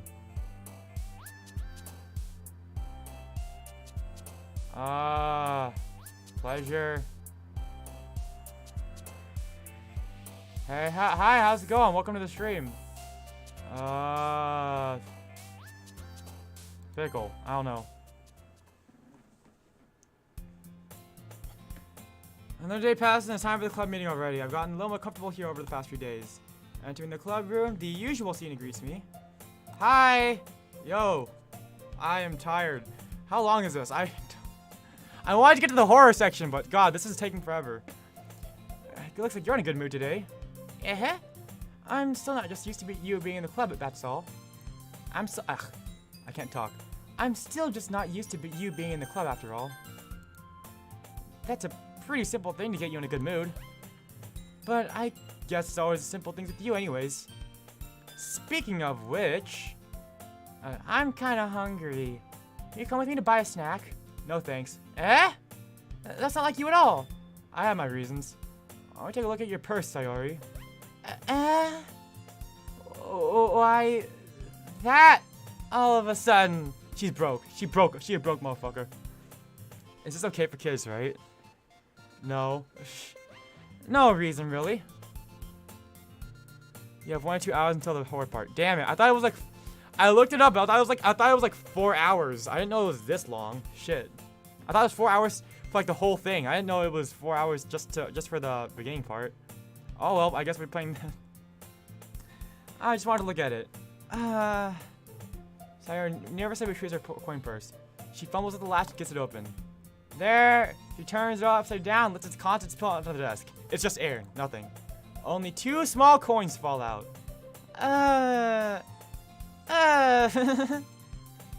I fucking knew it. I can see right through you, Sayori. That's not fair. How'd you even know? It's simple. If you had enough if you had enough money in the first place, you would have bought a stack coming to the club room, bitch. So either you're not hungry and want an excuse to take a walk, or you plan to conveniently forget you spent all your money so that I would lend you some. There's one more thing. You're always hungry! And so that only leaves one option. Leaves one option. Actual pain. I give up! Don't make me feel guilty! God, I'm so tired right now. It makes you feel guilty, that means you deserve to be guilty. Yuri suddenly giggles. Eh? Eh? I didn't notice that she was listening in. She was like a spider crawling. She was on the fucking ceiling, just listening in on us. All right. Her face is in her book as always. I wasn't listening or anything. Dead giveaway. She was listening. Shoot her. Put her down. It was just something in my book. Yuri, tell Terrace let me borrow some money. That is, don't get me involved like that, Sayori. Besides, you should only buy what you can responsibly afford. And frankly, after pulling a mischievous little stunt like that, your suffering is fair enough retribution. Did I just... I didn't mean that. I got too absorbed in my book. I really like when you speak your mind, Yuri. It doesn't have much, but it's a fun side of you. There's no way you could think that. You were right, though. I did something bad, now I have to accept the revolution. Retribution, not revolution. Retribution. That! Still, coming from you, Sayori, I guess there is a little devil inside of all of us, isn't there? Don't let her fool you. Sayori knows exactly what she's doing. After all, she told you guys that she was bringing me to the club before she even told me. But you wouldn't have come if it weren't for the cupcakes. So I had to trick. Oh my god. Come on. Give me more credit than that, Sayori. Plap. She got slapped in the back of the head. Yeah! I want to hang out with your. Oh my god. I've never. Something smacks Yuri in the face and tumbles onto the desk. Ow! What was. A cookie. Sure enough, it's a giant cookie wrapped in plastic. Sayori glances around. Is this a miracle? Is it because it's because I paid my restitution? No, it's not. Retribution! Actually, that one almost worked. I was just gonna give it to you, but then I heard you blab about the cupcakes. It was totally worth seeing your reaction, though. I can't do a laugh. I swear to God, I'm so bad at doing fake laughs. That's the one thing I can't voice. Natsuki, that's so nice of you. I'm so happy. Sayori hugs the cookie. Jeez, just eat it. Sayori rapidly tears open the wrapper and takes one big bite. So good. Sayori suddenly clasps her hands over her mouth. I put my tongue. You're going through a lot over just one cookie. Natsuki takes a bite of her own cookie. Yours looks really good too, Natsuki. Can I try it? Jeez. Beggars can't be choosers. But yours is chocolate. Yeah, why do you think I give you that one? Fine. Still, I'm really happy that you shared this one with me. Sayori gets out of the seat and goes behind Natsuki and then wraps her arms around her. Jeez! I get it! Cookie's own hand, Natsuki reaches up to nudge Sayori off her. Sayori suddenly leans down and takes a bite of Natsuki's cookie. Hey! Did you seriously just do that? He doesn't know, and Lidurts it has a U. Alright.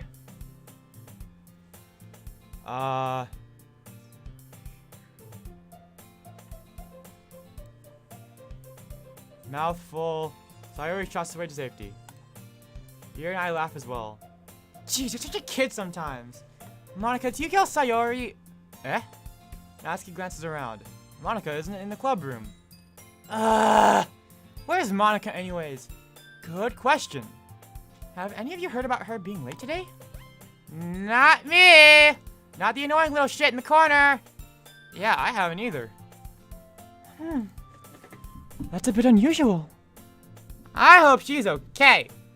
Of course she's okay. She probably just, has something to do today, She's pretty popular after all. You don't think she has a... I wouldn't be surprised. It is Valentine's Day after all. Maybe she went out for on a date. She's probably more desirable than all of us combined. That's true. Excuse me? Natsuki just actually like fucking just descends to another plane. She's like, excuse me? What did you just say? Oh my god. She starts screeching. Suddenly the door swings open, flies off its hinges, hits the opposite wall, goes out the window. Everyone is scared to the hell. Sorry, I'm super sorry. I overslept. Oh, there you are. I didn't mean to be late. I hope you guys weren't too worried or anything. Monica chose the club over her boyfriend after all. You're so strong-willed. Boyfriend? Well, excuse me, Prince. Yeah, exactly. What on earth are you talking about? Monica quizzically glances at me. Never mind them. They're just, fucking around, you know. What held you up anyways? Well, you see, my last period was study hall, but also, I decided to ditch, not ditch, sorry. My assignment was to go to was off campus. So I had to take my car off campus, but then I got stuck up in traffic, and now I'm late. I'm sorry about that one, Chief. Please don't kill me. OMG, man, I'm late. Yeah, you're about 2 hours late, Millie, but don't worry about it. It's been pretty boring because I've literally been trying my best not to fall asleep. How's it going, Millie? How's you doing? To be honest, I just kind of lost track of time. That makes sense, though. You would have heard the bell ring at least. I must not have heard it since I was practicing piano. Piano? I wasn't aware you played music as well, Monica. I don't really. I just kind of started recently. I've always wanted to learn piano. It's the BGM. That's so cool! You should play something for us, Monica. Monica looks at me. Maybe once I get a little better, I will. Hooray! Oh, God. Okay. My voice is so... is that JoJo? I don't know if that's a JoJo reference. I don't remember anymore. My voice... I have to go... Okay. I'm, like, pushing my voice right now. That sounds cool. I'd also look forward to it. Oh, is that so? In that case, I won't let you down. Monica smiles sweetly. I'm doing good. I bought some chocolate strawberries for my boyfriend, but I made some chocolate strawberries my boyfriend bought for me. Ooh, I haven't had chocolate strawberries in years. Who's your favorite girl so far? None of them. I don't simp. You picked Monica? What do you mean I picked Monica? Don't worry. I've been practicing a whole lot recently, and I'd really love the chance to share once I'm ready. I see. In that case, best of luck. Thank you. Oh, wait, hold on. Did I skip something? Oh. Just rub it in. I'm out of here. Did I? I don't know what I picked. I just did whatever. So, I didn't miss anything, did I? Not really. I chose to leave out her mischievous escapade. I'm sure Natsuki will end up complaining to her anyways. Looks like everyone here has already settled down. So you're somehow already finished her entire cookie. I mean, it's just a cookie, right? It's not gonna take that long to finish a cookie. Unless it's been like 2 seconds, but still. Is this like a cookie the size of a dinner plate? Is that why it's gonna take so long to finish? Yuri is back to her book, and Natsuki disappeared into the closet. The closet gremlin. She just disappeared into it. She became one with it. Man, it looked like no one wants to be bothered today. I slumped down into the nearest desk. How am I supposed to occupy myself with something literature related like this? I guess I could always read some of the book Yuri gave me, but I'm feeling a little too tired to read. I could probably fall asleep right now. Same, dude. I only got an hour and a half of sleep last night. I close my eyes and end up listening in on Sayori's conversation with Monica. We're probably gonna seem all really lame compared to all the clubs, though.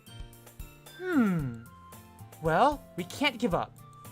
The festival is our chance to show everyone what literature is all about. The problem is that the idea of a literature club sounds too dense and intellectual. But it's not like that all the time, you know? We just need a way of showing that to everyone. Something that speaks to their creative minds. Her brain, like, you can hear Sayori's, like, the wires in Sayori's brain, like, frying. Sounds like a microwave up there.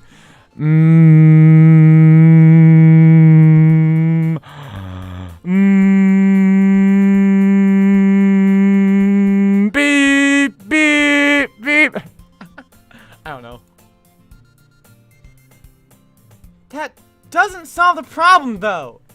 What do you mean? Even if we come up with the most fun thing ever, no one will come in the first place if it's just a literature event. So it's more important to figure out how to get people to show up in the first place, you know? Bring fireworks! Bring guns, I'll bring people in.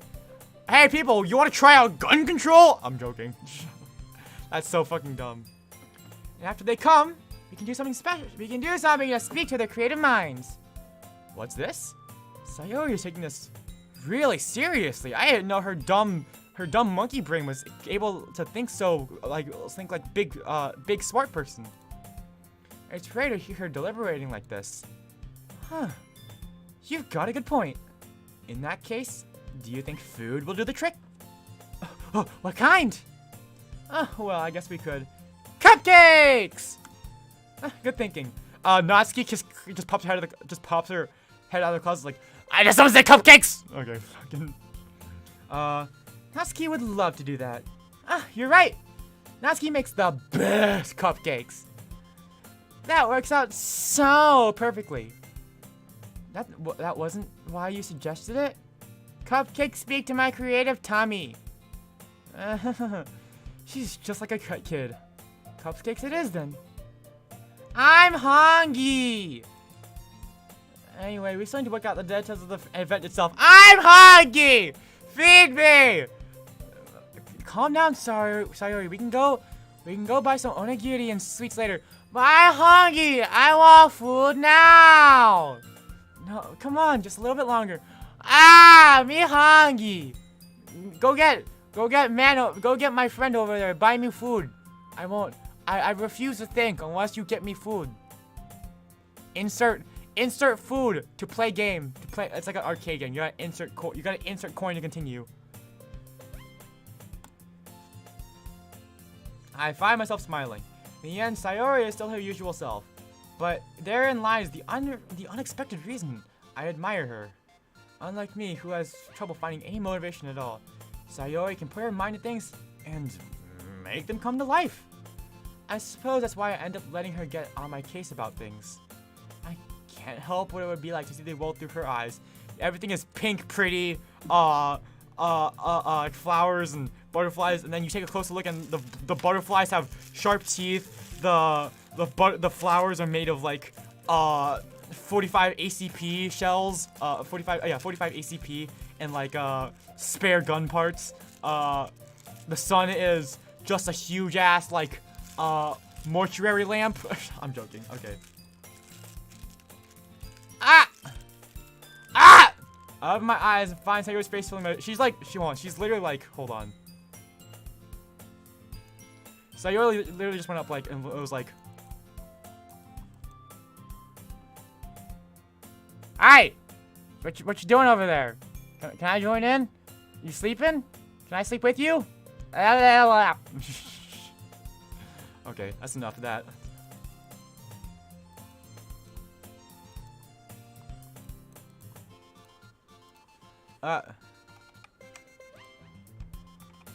There we go. Sounds like my kind. So misspelled. I meant hope. Sounds like my kind of world. I nearly fall out my shirt. I was like, oh fuck shit, fuck, god. Okay. Sorry. Wait. Actually, I'm not sorry at all. It's your fault for sleeping like that. Your punishment, you gotta go buy me food because I hungies. This isn't the napping club. Does our school even have a napping club? This school, you're staying up late again, aren't you? Now, if you're in a club, you're gonna have less time for anime, you know? You're gonna need to get used to it. Now, go buy me food and hungies, because I'm hungry. Go buy me some chicken nuggies, because I hungry. That's your punishment for sleeping in class. Go buy me some Burger King. Don't say that out loud. I glanced over my shoulder to see if Monica overheard. It's true, though. Yeah, I know. You're always looking out for me, Sayori. It's what I do best. You kind of look like her. I look like her? What? No, I don't. That's a problem. What about you? You look out for me better than you look out for yourself. You're still oversleeping every day, aren't you? Well, we don't gotta talk about that one. Not every day. That's not very convincing, young miss. How many days this past week have you gotten up on time, miss? I went full dad mode, just went like, every day I gotta make my commute to work. I gotta wait for you to get your ass out of bed. I'm late for work every day because of you. Okay. It's a secret. Every time he says I'm hungry, I hungry. Me hungry. Go fix. I knew it. Come on, come on, at least give me the benefit of the doubt. I can't even do that. What's that? I can't even do that. Look, Sayori, it's written all over you.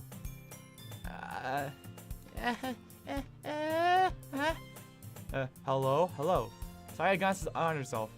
How is it written all over me? You were clearly in a rush this morning. Look, your hair is sticking out all over here. Ah! I run my fingertips down the side of Sayori's hair, trying to straighten it out. Man, you really need a brush for this. My hair is just really hard to get right. Is that why she cuts it short? I mean, so it's easier to comb. Honestly, that's what my grandma did to my mom. She was too lazy to get. She didn't want to bother having to get my mom like actual haircuts or not actual like combing her hair every morning. So she just cut my mom's hair short. I won't fall for that, young miss. There's more than just your hair. Look, your bow isn't straight either. And there's a toothpaste stain on your collar right here. I tried to wipe the off the stain with my finger. But no one would ever expect that. Of course they would! It's blue and fucking neon green toothpaste on a white collar. Everyone's gonna see that. Nobody's gonna tell you because they don't want to embarrass you. Fortunately, I don't really care about that. You meanie. Oh wait. You meanie. And you don't even keep your blazer buttoned up. Seriously, Sayori. Why do you think you don't have a boyfriend yet?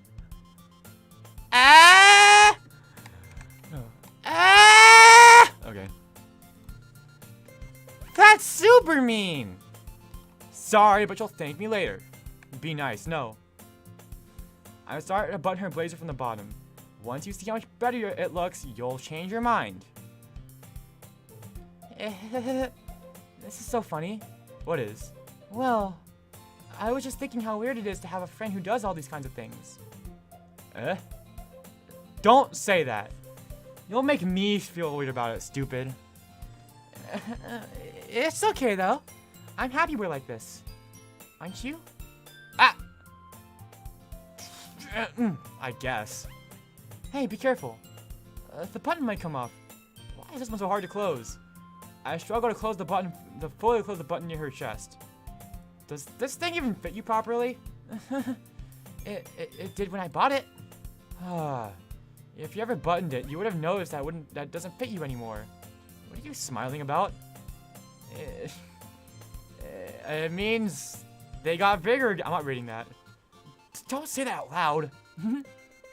Anyway, you look much better now, so... Why does it feel so strange to see Sayori's blazer buttoned up like that?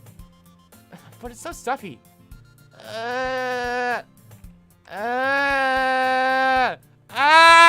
Okay. Actual pain. It's not worth it. Sayori hastily unbuttons her blazer once more. That's so much better. I can breathe again. So he puts her arms out and twirls around. So if I keep it unbuttoned, then I won't get a boyfriend, right? What kind of ass backward logic is that? And why are you saying it like it's a good thing? Because if I had a boyfriend, then he wouldn't let you do things. He wouldn't even let you do things like this, and take care of me better than anyone else would anyway. So that's why I'm keeping it unbuttoned. Stop saying all those embarrassing things. Sheesh. I didn't say anything embarrassing. Jeez. Well, anyway, just focus on trying to wake up a little earlier, please. Only if you focus on going to bed earlier. Fine. It's a deal. I guess we really are better at taking care of each other than we are taking care of ourselves. Yeah, I guess so, huh? So maybe you should come wake me up in the morning. You're doing it again, Sayori.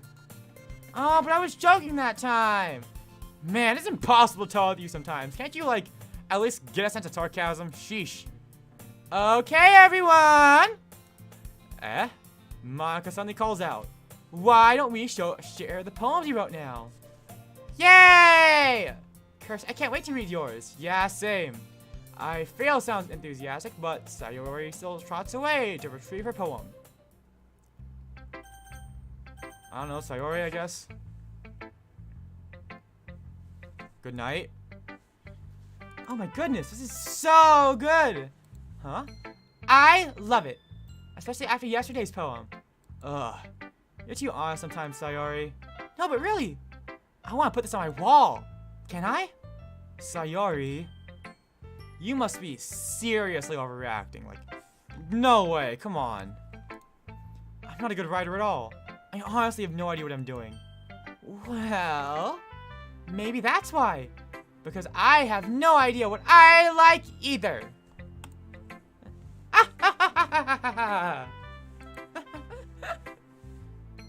Jeez. I'm sure Yuri's opinion has to be a little bit more constructive than this. Maybe even Natsuki's. Are you sure you don't like it just because I wrote it? Well, I'm sure that's part of it. I think I understand you better than a lot of other people, you know? So when I read your poem, it's not just a poem, it's a curious poem. And that makes it feel extra special. Like I can feel your feelings in it. Sayori hugs the sheet against her chest. Damn. Yeah, let me hug paper real quick. You're so weird, Sayori. Well, I'm not very good at figuring out if poems are good or bad.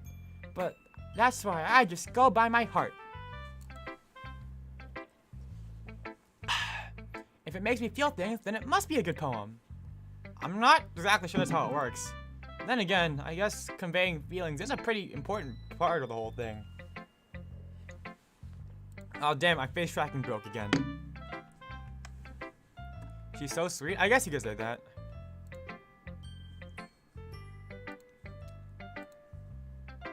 Alright. My face tracking keeps breaking. I don't know why.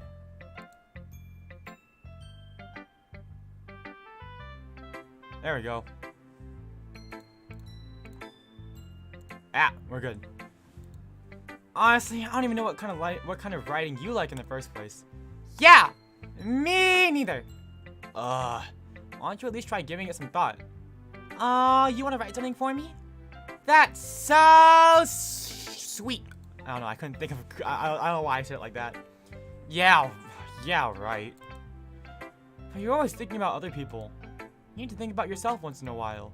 If you don't, you might end up getting hurt at some point.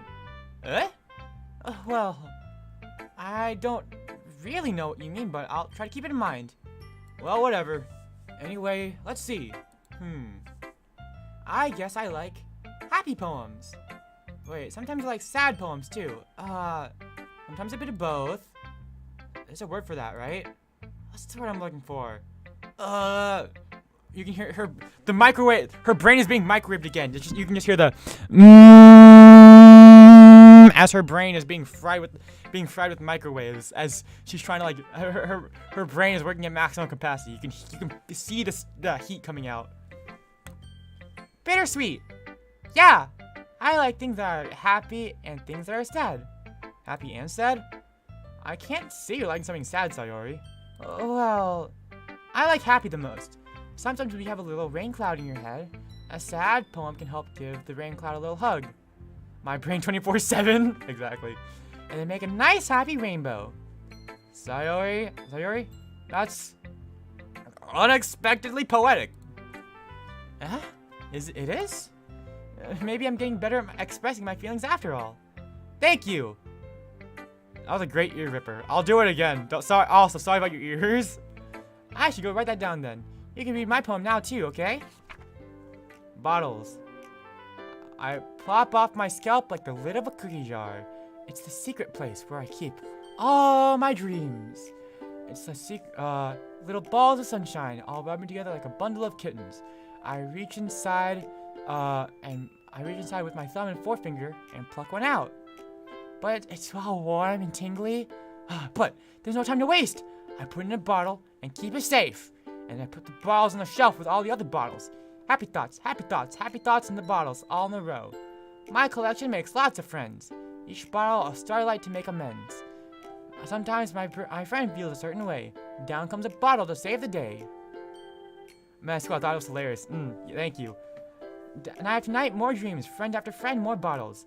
Digging in deeper my fingers go, like exploring a dark cave, discovering the secrets in the nooks and crannies. Digging and digging, scraping and scraping. I blow dust off my bottle caps. It doesn't feel like time elapsed. My empty shelf can use some more. My friends look through my locked front door. Finally, all done. I open up and in come my friends. In they come such a hurry. Do they want bottles that much? I frantically pull them from the shelf, one after another, holding them out to each and every friend. Each and every bottle. But every time I let go, it shatters against the tile between my feet. Happy thoughts, happy thoughts, happy thoughts and shards all over the floor. They were supposed to be for my friends. My friends aren't smiling. They're all shouting, pleading something. But all I hear is echo, echo, echo inside my head. Oh shit. Is she okay? Holy crap. Sayori, did you really write all this? Of course I did. Didn't I tell you yesterday I was gonna write the best poem ever? Yeah, but I mean, I didn't expect something like this coming from you. Like, are you okay in the head? Do you need a hug? I mean, fucking, I'll give you a hug if you need one. Sheesh. Monica taught me a whole lot, and I've been really touching my feelings recently. She taught me. She basically, I asked her for help, and she said, you can copy my homework. You can look at my homework, but just make sure to make it a little different. And I did that, and it came out really good, I think. I see that. It's almost kind of creepy. Creepy? Well, not exactly. Maybe because I'm so used to you being cheerful. Well, never mind. I'm thinking too hard about it. The point is, it came out good, so you should be proud of it. Aw, shucks. Thank you. Now go buy me some food. I'm hungies. I feel like I was meant to express myself this way. Even helps me understand my own feelings a little bit better. Writing is like magic. You've gotten pretty passionate about this, huh? I hope you can keep it up. Yeah, but sometimes my brain feels hot and then all I hear in my head is and then a beep, beep, and then my brain feels, and I pass out on my floor. And then I wake up and I'm covered in my own saliva with Cheeto dust everywhere on my floor at 2 a.m. And I'm like, I think oh man, brain power hurt. Brain hurt. Too much use. Writing the best. I'm gonna keep writing until I die. Don't get ahead of yourself. Sayori's always had a habit of getting obsessed with something before dropping it no more than a week later. She's totally got ADHD. I wonder if this is one of those times. But seeing the passion in your eyes makes it hard for me to be pessimistic. Natsuki. Huh! Well, it's not really any worse than your last one. But I can't really say it's any better either. Huh? Huh? Huh? You what? Oh, well, anything that isn't a train wreck, I'll take as a win. And I get the feeling you're probably the most critical. Hey! Oh, what makes you... Wait, maybe that was a compliment? Yeah! I'm so glad to see someone recognize my experience. Well then, keep practicing, and one day you'll be someday you'll be as good as me, my student. Something tells me Natsuki's completely missed the point. Come to think of it, this reminds me of Sayori's poem from yesterday. You think so? Yeah, well, I guess if you've been friends with her for so long, you might be on the same wavelength. But you never really struck me as her type. Sayori has a type all of a sudden? Like, grass type? Fire type? What is she? Like, a happy, sad type? I don't know. Well, I don't know, but honestly, how can so-and-so, Fluffy, spend so much time with you? Spend so much time with someone like you. That Fluffy, that's weird. Do you, like, pet her on the head or something? Is she like a cat? Does she, like, ask you for, does she, like, crawl up to you on all fours while you're sitting down and then like put her head in your lap and then like ask and like meow and demand pets. That's kind of weird. Maybe I don't want to be friends with her anymore if she does that. It's like she's dragging me around a dead weight. Ugh, that was a little unnecessary. But just think of it this way. If it weren't for me, she would probably just fly away like letting go of a balloon. You could say we take care of each other in our own way. Whatever it is, I don't get it. Oh yeah, I'm supposed to show you my poem. Here.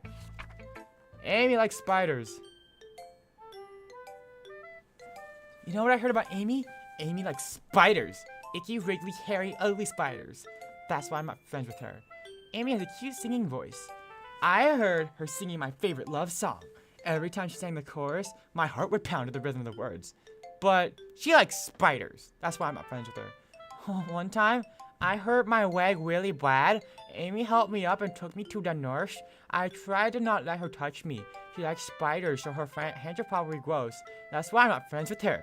Amy has a lot of friends. I always hear her talking to other people. She probably talks about spiders. One of her friends are like spiders too. That's why I'm not friends with her. It doesn't matter if she has other hobbies.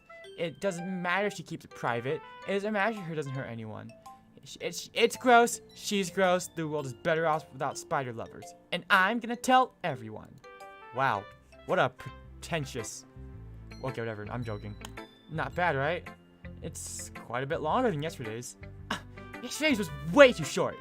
I was just, warming up. I hope you didn't think that was the best I could do. No, of course not.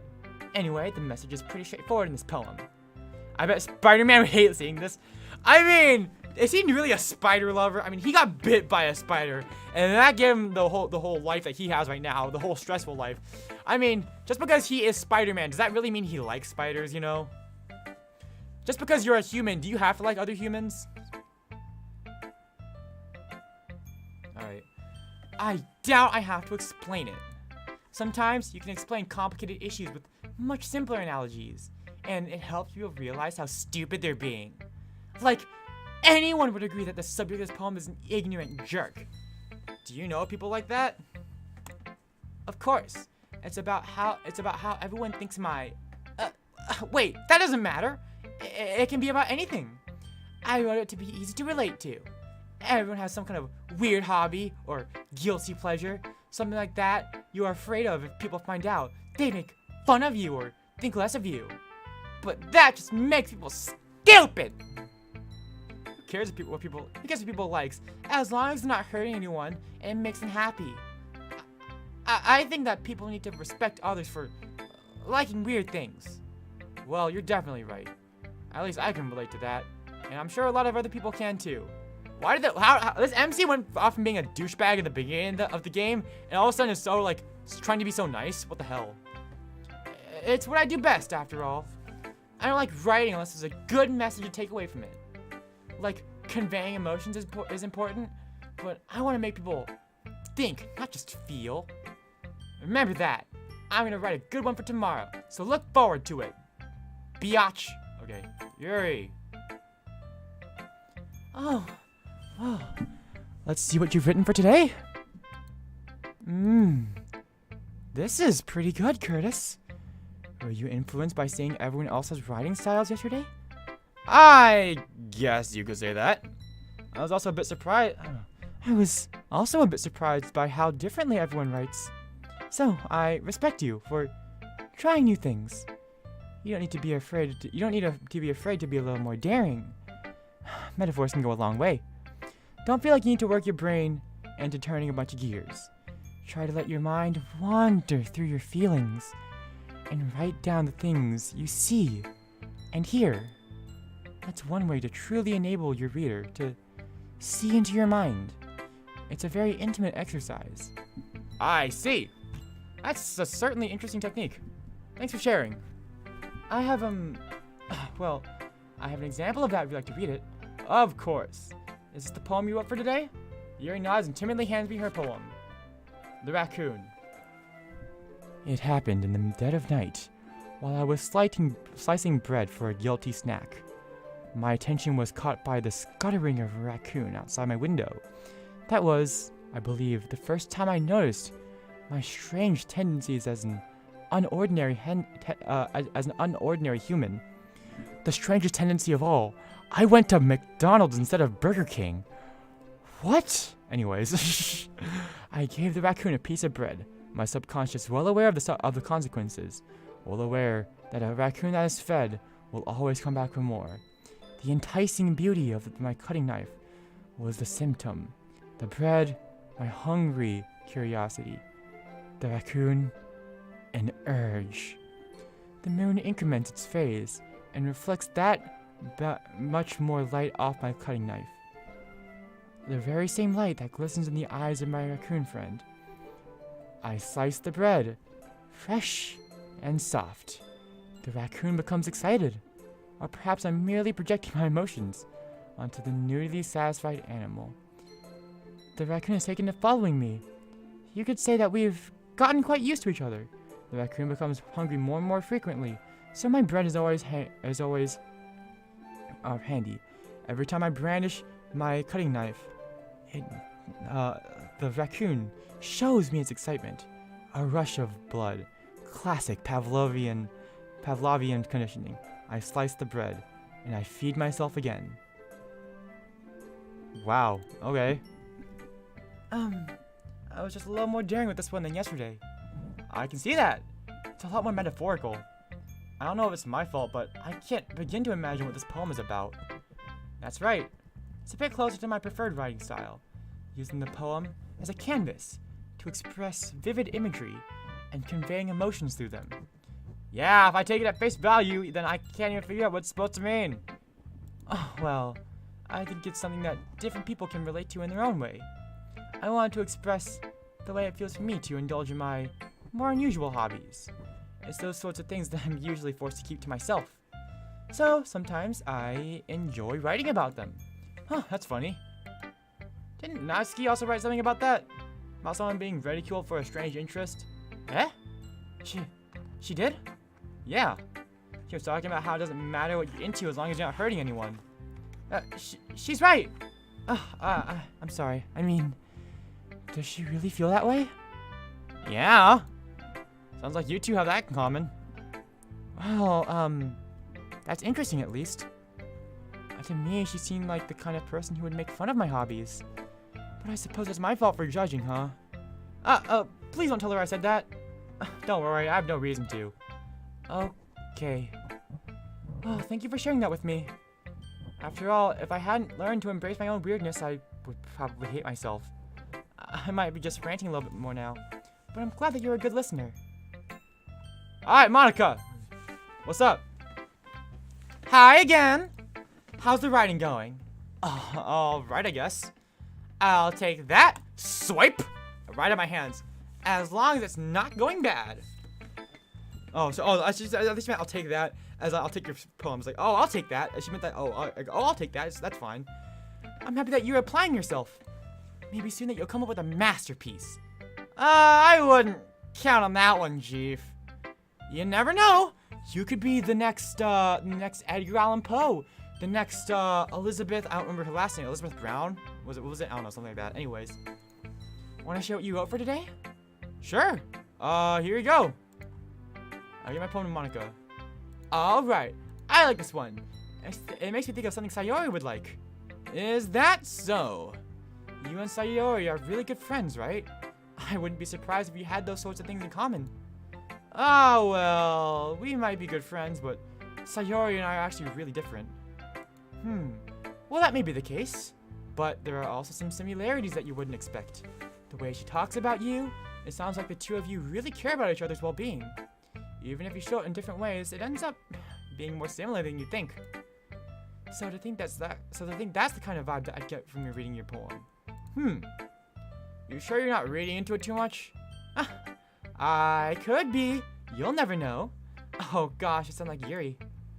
But in any case, Sayori's writing kind of has a gentle feel to it. I can tell that she enjoys exploring with her emotions, like happiness and sadness. Who knew that someone so happy would enjoy seeing sad things too? Yeah, that's kind of unexpected. Actually, totally unexpected. Well, to each their own. And you shouldn't be afraid to experiment a little either. But anyways, You want to read my poem now? I like the way this one turned out, so I hope you do too. Save me. The colors, they won't stop. The bright, beautiful colors. Flashing, expanding, piercing. Red, green, blue. An endless cacophony of meaningless noise. The noise, it won't stop. Violent, grating waveforms. Squeaking, screeching, piercing. Sine, cosine, tangent. Like playing chalk on a turntable. Like playing vinyl on a pizza crust. An endless poem of meaninglessness. Of meaningless.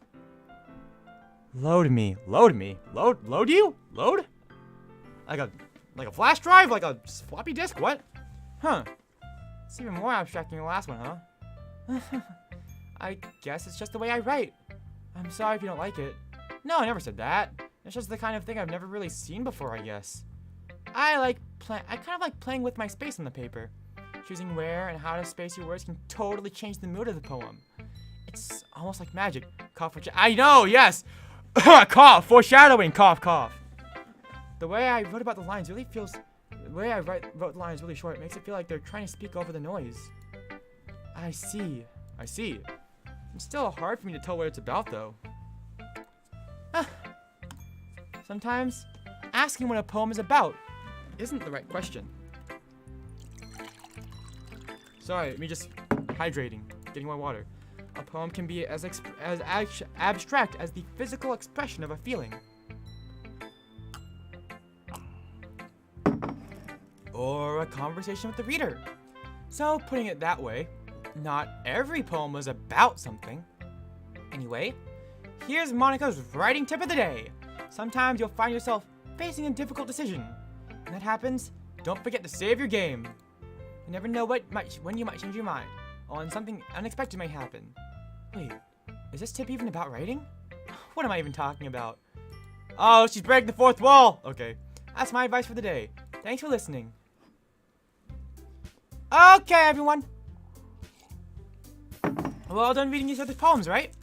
I have something extra planned today, so if everyone could come to sit in the front of the room. Is this about the festival? Well, sort of. Do we really have to do something for the festival? It's not like we can put anything good together in just a few days. Just end up embarrassing ourselves instead of getting any new members. That's a concern of mine as well. I don't really do well with last-minute preparations. Don't worry so much. We're going to keep it simple, okay? We won't need much more than a few decorations. Sayori has been working on the posters, and I've designed some pamphlets we can give out during the event. Okay, that's great and all, but that doesn't tell us what we're actually going to be doing as far as the event, Mrs. Perfect. Sorry. I thought you'd heard about it already. We're going to be performing! Performing? Monica. Yeah, we're going to be having a poetry performance. Each of us are going to choose a poem to recite during the event. But the cool part is, we're also going to let anyone else come up and recite poems too. Sayori's putting it on all the posters in case anyone wants to prepare ahead of time. Sayori, who's been coloring a poster, holds it up for us to see. Are you kidding us? Are you kidding me, Monica? Hi. You didn't already start putting those posters up, did you? Well, I may have already started. Do you really think it's that bad of an idea? Well, no. It's not a bad idea, but I didn't sign up for this, you know? There's no way I'm going to be performing in front of a group of people like that. I agree with Natsuki. I could never in my life do something like that. Imagining it, Yuri shakes her head in fear. She's like, okay. Guys! No, Sayori. I understand where they're coming from. Remember that Natsuki and Yuri have never shared their poems with anyone up until a couple days ago. It's a lot to ask for them to recite their poems out loud to a whole room full of people. I guess I kind of overlooked that. So, I'm sorry. But I still think we should give it our best. We're the only ones responsible for the fate of this club. If we start the event and put on a good performance, then it will inspire others to do the same. And the more people who perform, the better we'll be able to show everyone what literature is all about. Yeah! It's all about expressing your feelings and your hunger. I still haven't forgotten. Look into my eyes. I am still hungry. Feed me! Okay, shh. And being intimate with yourself. Finding new horizons and having fun. That is right, Sayori. And it's those reasons we're all in this club today. Don't you want to share that with others? To inspire them to find the same feelings that brought you here in the first place? I know you do. I know we all do. And if all it takes is standing in front of the room for 2 minutes and reciting a poem, then I know you can do it. Natsuki and Yuri remain silent. Sayori looks worried. I guess that leaves me with no choice. I agree. I don't think it's too much to ask. I think that Sayori and Monica have been trying really hard to get new members. The least we can do is help them out a little bit. Well, okay, maybe you're right, but it looks like Natsuki doesn't have any arguments left. Okay, fine. I guess I'll just have to get it over with. Alright!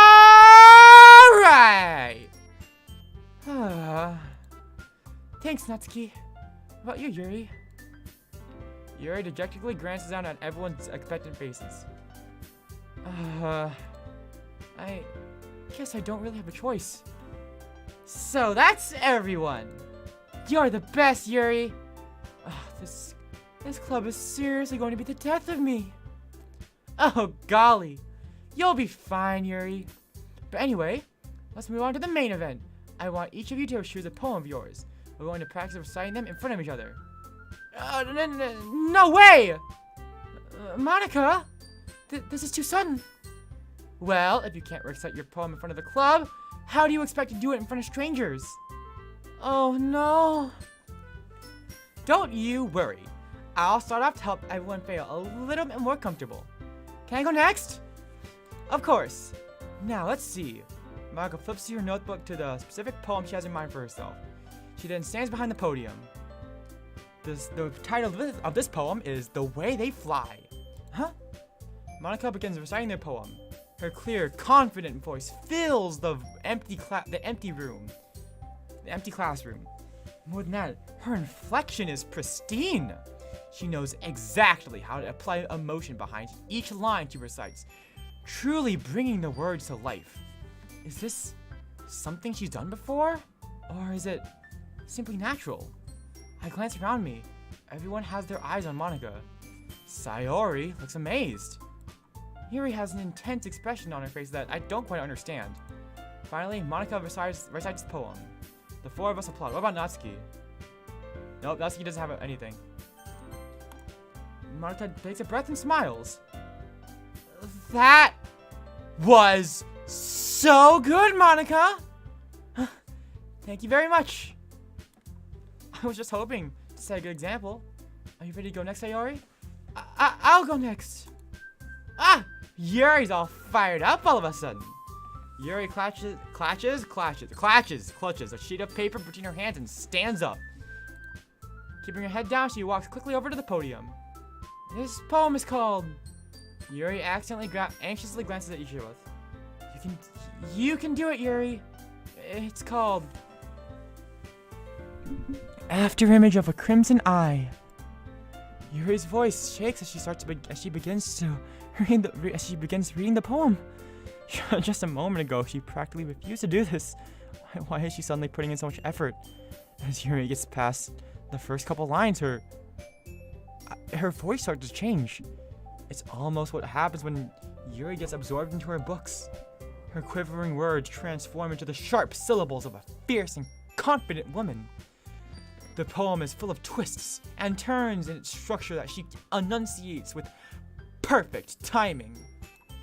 This must be a rare glimpse into the whirling fire Yuri keeps concealed inside her head. Suddenly, she's finished. Everyone is stunned. Clap, clap, clap! Yuri snaps back into reality and glances around her as if she bewildered even herself.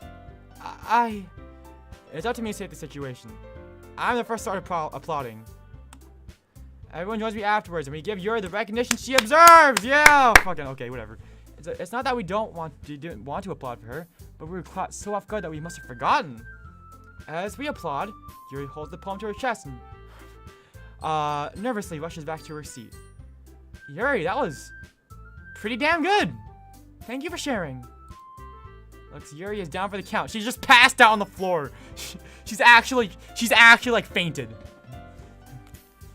We got a woman down, boys. We're gonna need CPR for that one. Okay. I guess I'm next then. Sayori hops out of the chair and cheerfully walks to the podium. This one's called My Meadow. It belongs to me and me only. Aha! Sorry, I giggled. Sayori? It's a lot harder than I thought. How'd you guys do it so easily? Try not to think of it like you're reciting to other people. Imagine you're reciting to yourself in front of a mirror, or perhaps even in your own head. It's your poem, so it'll come out the best if you just be yourself. I see. Well, if you say so. Sayori begins her poem. Somehow, it feels like her soft voice was made as a perfect match. This poem isn't aimlessly cheerly as like Sayori is. It's serene and bittersweet. If I were to read this on paper, I probably wouldn't think much of it. But hearing it come from Sayori's voice almost gives it a new meaning. Maybe this is what Sayori meant when she said she likes my poems. It's like I get to reach more and more deeply into someone I thought I knew. I thought I knew through and through. Sayori finishes, and we applaud.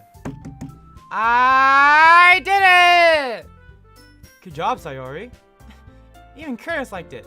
I guess that's a good sign. What does that even mean? It came out nicely, Sayori. The atmosphere of your poem really fits you nicely.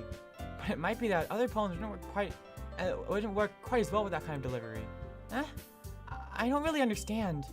In other words, I've seen poems of yours with that gentle delivery of yours wouldn't work as well. They might need a little more force behind them, depending on what you're reading. Oh, I know what you mean. I got you, fam. I've been practicing that kind of thing, you know? It's just embarrassing doing it in front of everyone. Also, especially on an empty stomach. I didn't get me... Huh? Where did the text go? Oh, if I press right click, it goes... Oh, that's why. It's just embarrassing to do it in front of everyone. It's just like, especially when you're hungry on a empty stomach, you know? I can't recite poetry on an empty stomach. I can't think that way. The next time, I'm gonna make you a poem that challenges you a little bit more next time. We don't have much time before the festival, you know? Okay! Now, who's next? Natsuki? Don't make me go before Curtis. So, like, I can compare to you guys anyways. Might as well let Curtis lower the standards a little before I have to do it. Natsuki. It's fine. I might as well get it over with. But it's not like I have much of a selection to read. I just have to go with what I wrote for today. I stand up and step in front of the podium. Everyone has their eyes set on me, and I feel incredibly awkward. I begin to recite my poem. I'm not exactly confident about my own writing. It's hard to put energy into it. Despite that, once I was finished, I received pity applause anyway. My story was... Go the fuck to sleep. Have y'all seen that one? Go the fuck to sleep? That's pretty... Sorry, I'm not really good as everyone else. Don't worry about it so much. I think it's less about your abilities and more about your lack of confidence in your writing. That's something that'll improve over time, though. Yeah, maybe. Alright then. That just leaves you, Natsuki. Yeah, I'm going. Natsuki begrudgingly gets out of her seat and makes her way to the podium. The poem is called Monkey. It's called... Why are you all looking at me? Because you're presenting? Huh. Anyway, the poem is called Jump. Natsuki takes a breath. When she starts reciting the poem, her sour attitude disappears a little. While she's still a little unenthused, her poem has a rhythm and rhyme to it. It's Natsuki's trademark style, and it works surprisingly well when spoken aloud. The words feel like they bounce up and down, as if giving life to the poem. Natsuki finishes, and everyone applauds. She, angrily, hops back to her seat. That wasn't so bad, was it? Easy for you to say. You better not make me do that again. Well, do you at least feel prepared enough to recite a poem in front of other people? I mean, doing it in front of other people will be way easier. I can put on whatever face I want for other people. But when it's just my friends, it's just embarrassing, you know? That's a surprise, Natsuki. I think it would be the other way around for me. Well, that's just how it is, so... well, I guess in that case, you won't have that much to worry about for the festival. That said, I want to thank everyone for coming through. It might be hard, but I hope you all have an idea of what's like now. Make sure you pick a poem and get enough practice for the festival, okay? I'll be making pamphlets, so let me know ahead of time what you'll be reciting. Jeez. I should probably find some other poem to recite instead. That's fine, too. It doesn't have to be your own. I'm already pleasantly surprised that you're putting in all the effort for the club. Makes me really happy. Yeah, no problem. Okay, everyone. I think that's about it for today. I know the festival is coming up, but let's try to write poems for tomorrow as well. It's been working out really nicely so far, so I'd like to continue that. As for the festival, we'll finish planning tomorrow, and then we'll have the weekend to prepare. Today, Monday's the big day. I can't wait! I can do this. I can do this. Alright! It's time! I'm ready! No, I'm joking. I stand up, and I jump to the moon. Give me a moment. Off. On. There we go. Alright. There's no way that I'll be able to find the same enthusiasm as Sayori and Monica, but I'll do my best to get through it. If it's for the sake of the club and impressing Monica, then I'll have to do my best. Ready to go, Sayori? Yeah! Look at you two always going home together like that. It's kind of adorable, isn't it? Yeah. Jeez, guys, don't make it such a big deal out of it. It must be nice, though. Well, how am I supposed to respond to that? It's okay, Chris, you don't have to say it. Whatever, let's just go already. I welcome Sayori once more. Even though it's already been a few days, a lot of things have already changed. But for Sayori, being a little quieter than usual is... Sayori is being a little quieter than usual on the way back home. Hey, Sayori. Oh, sorry, I was spacing out. No wonder. I was thinking about something from earlier. Like how we get to... Sayori fumbles with her words. So, let's just say that one day, Yuri asked you to walk home with you. Excuse me? What would you do? What kind of question is that? You're kind of putting me on the spot here.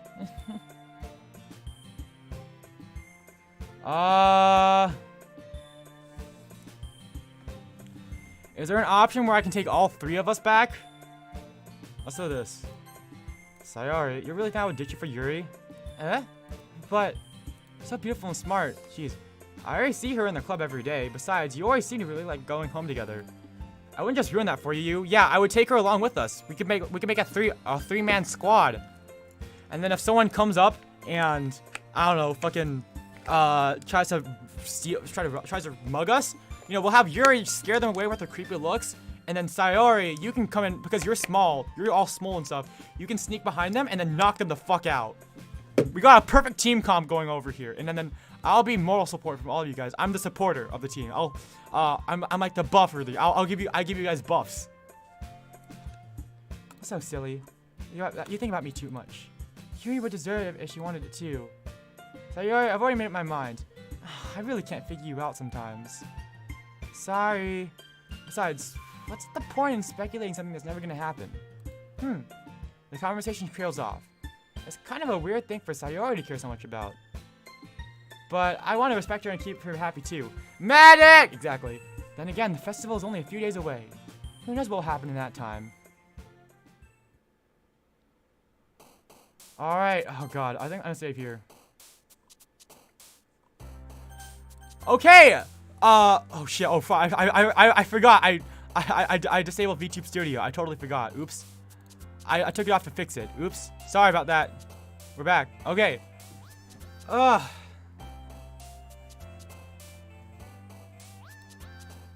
Oh, God. Okay. I think that's enough for today. Okay. I really thought, hold on. God damn. Hold on. Ugh.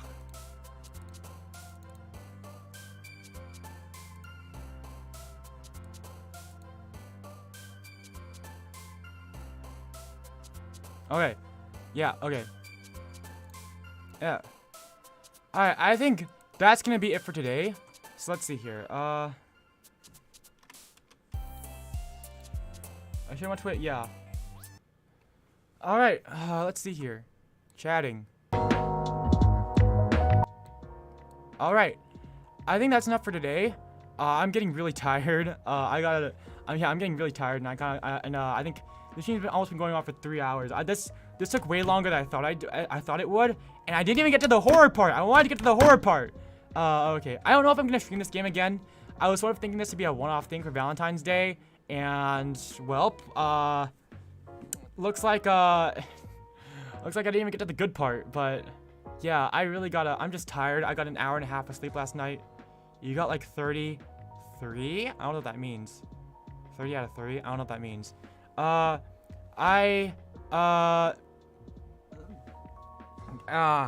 Oh shoot. Oh, it happened again. I don't know why this keeps happening to me. My model. I gotta go ask Ara, my mom, to help me with this. Okay. You got like 45 minutes left? Yeah, I don't think I got 45 minutes in real time though. I kinda gotta go. I'm really hungry. I'm really hungry. I haven't gotten food yet. But yeah, thank you guys so much for watching. Oh my God, it keeps happening. You know what? I'm just gonna end stream here. Okay, so I don't know if I'm ever gonna continue this again. If I do, maybe it'll be for a special event or something. But yeah, thank you guys so much for watching. Yeah, thank you guys so much for watching. And on Wednesday, well, on Wednesday I am doing Pokemon Legends Arceus. Oh, you know what? Fuck it, whatever. I'll stay stationary. I'm doing Pokemon Legends Arceus, and then hopefully if the game arrives by then. If not, I'll have to change it up. And then instead of doing a stream on Saturday, I'm doing a stream on Friday. Because I wanted to do something. I wanted to, have my Friday be open for something else. I wanted to take a day off, take a weekend to relax. Not that streaming isn't relaxing. I just wanted to do something that isn't streaming for once on a Saturday. Oh, I wanted to go out somewhere basically. So yeah, stream will be on Friday, and then it will be Cave Story Plus. And then to make up for not having my weekly Project Feline stream, I will be doing Project Feline next Monday. But anyways, thank you guys so much for watching. And oh, hi Vinny. Sorry, I'm just about closing up stream, and my model is broken right now. Sorry about that. Sorry, I'm just about closing up stream. You just caught the end. But yeah, thank you guys so much for watching, and I'll see you guys later. See ya.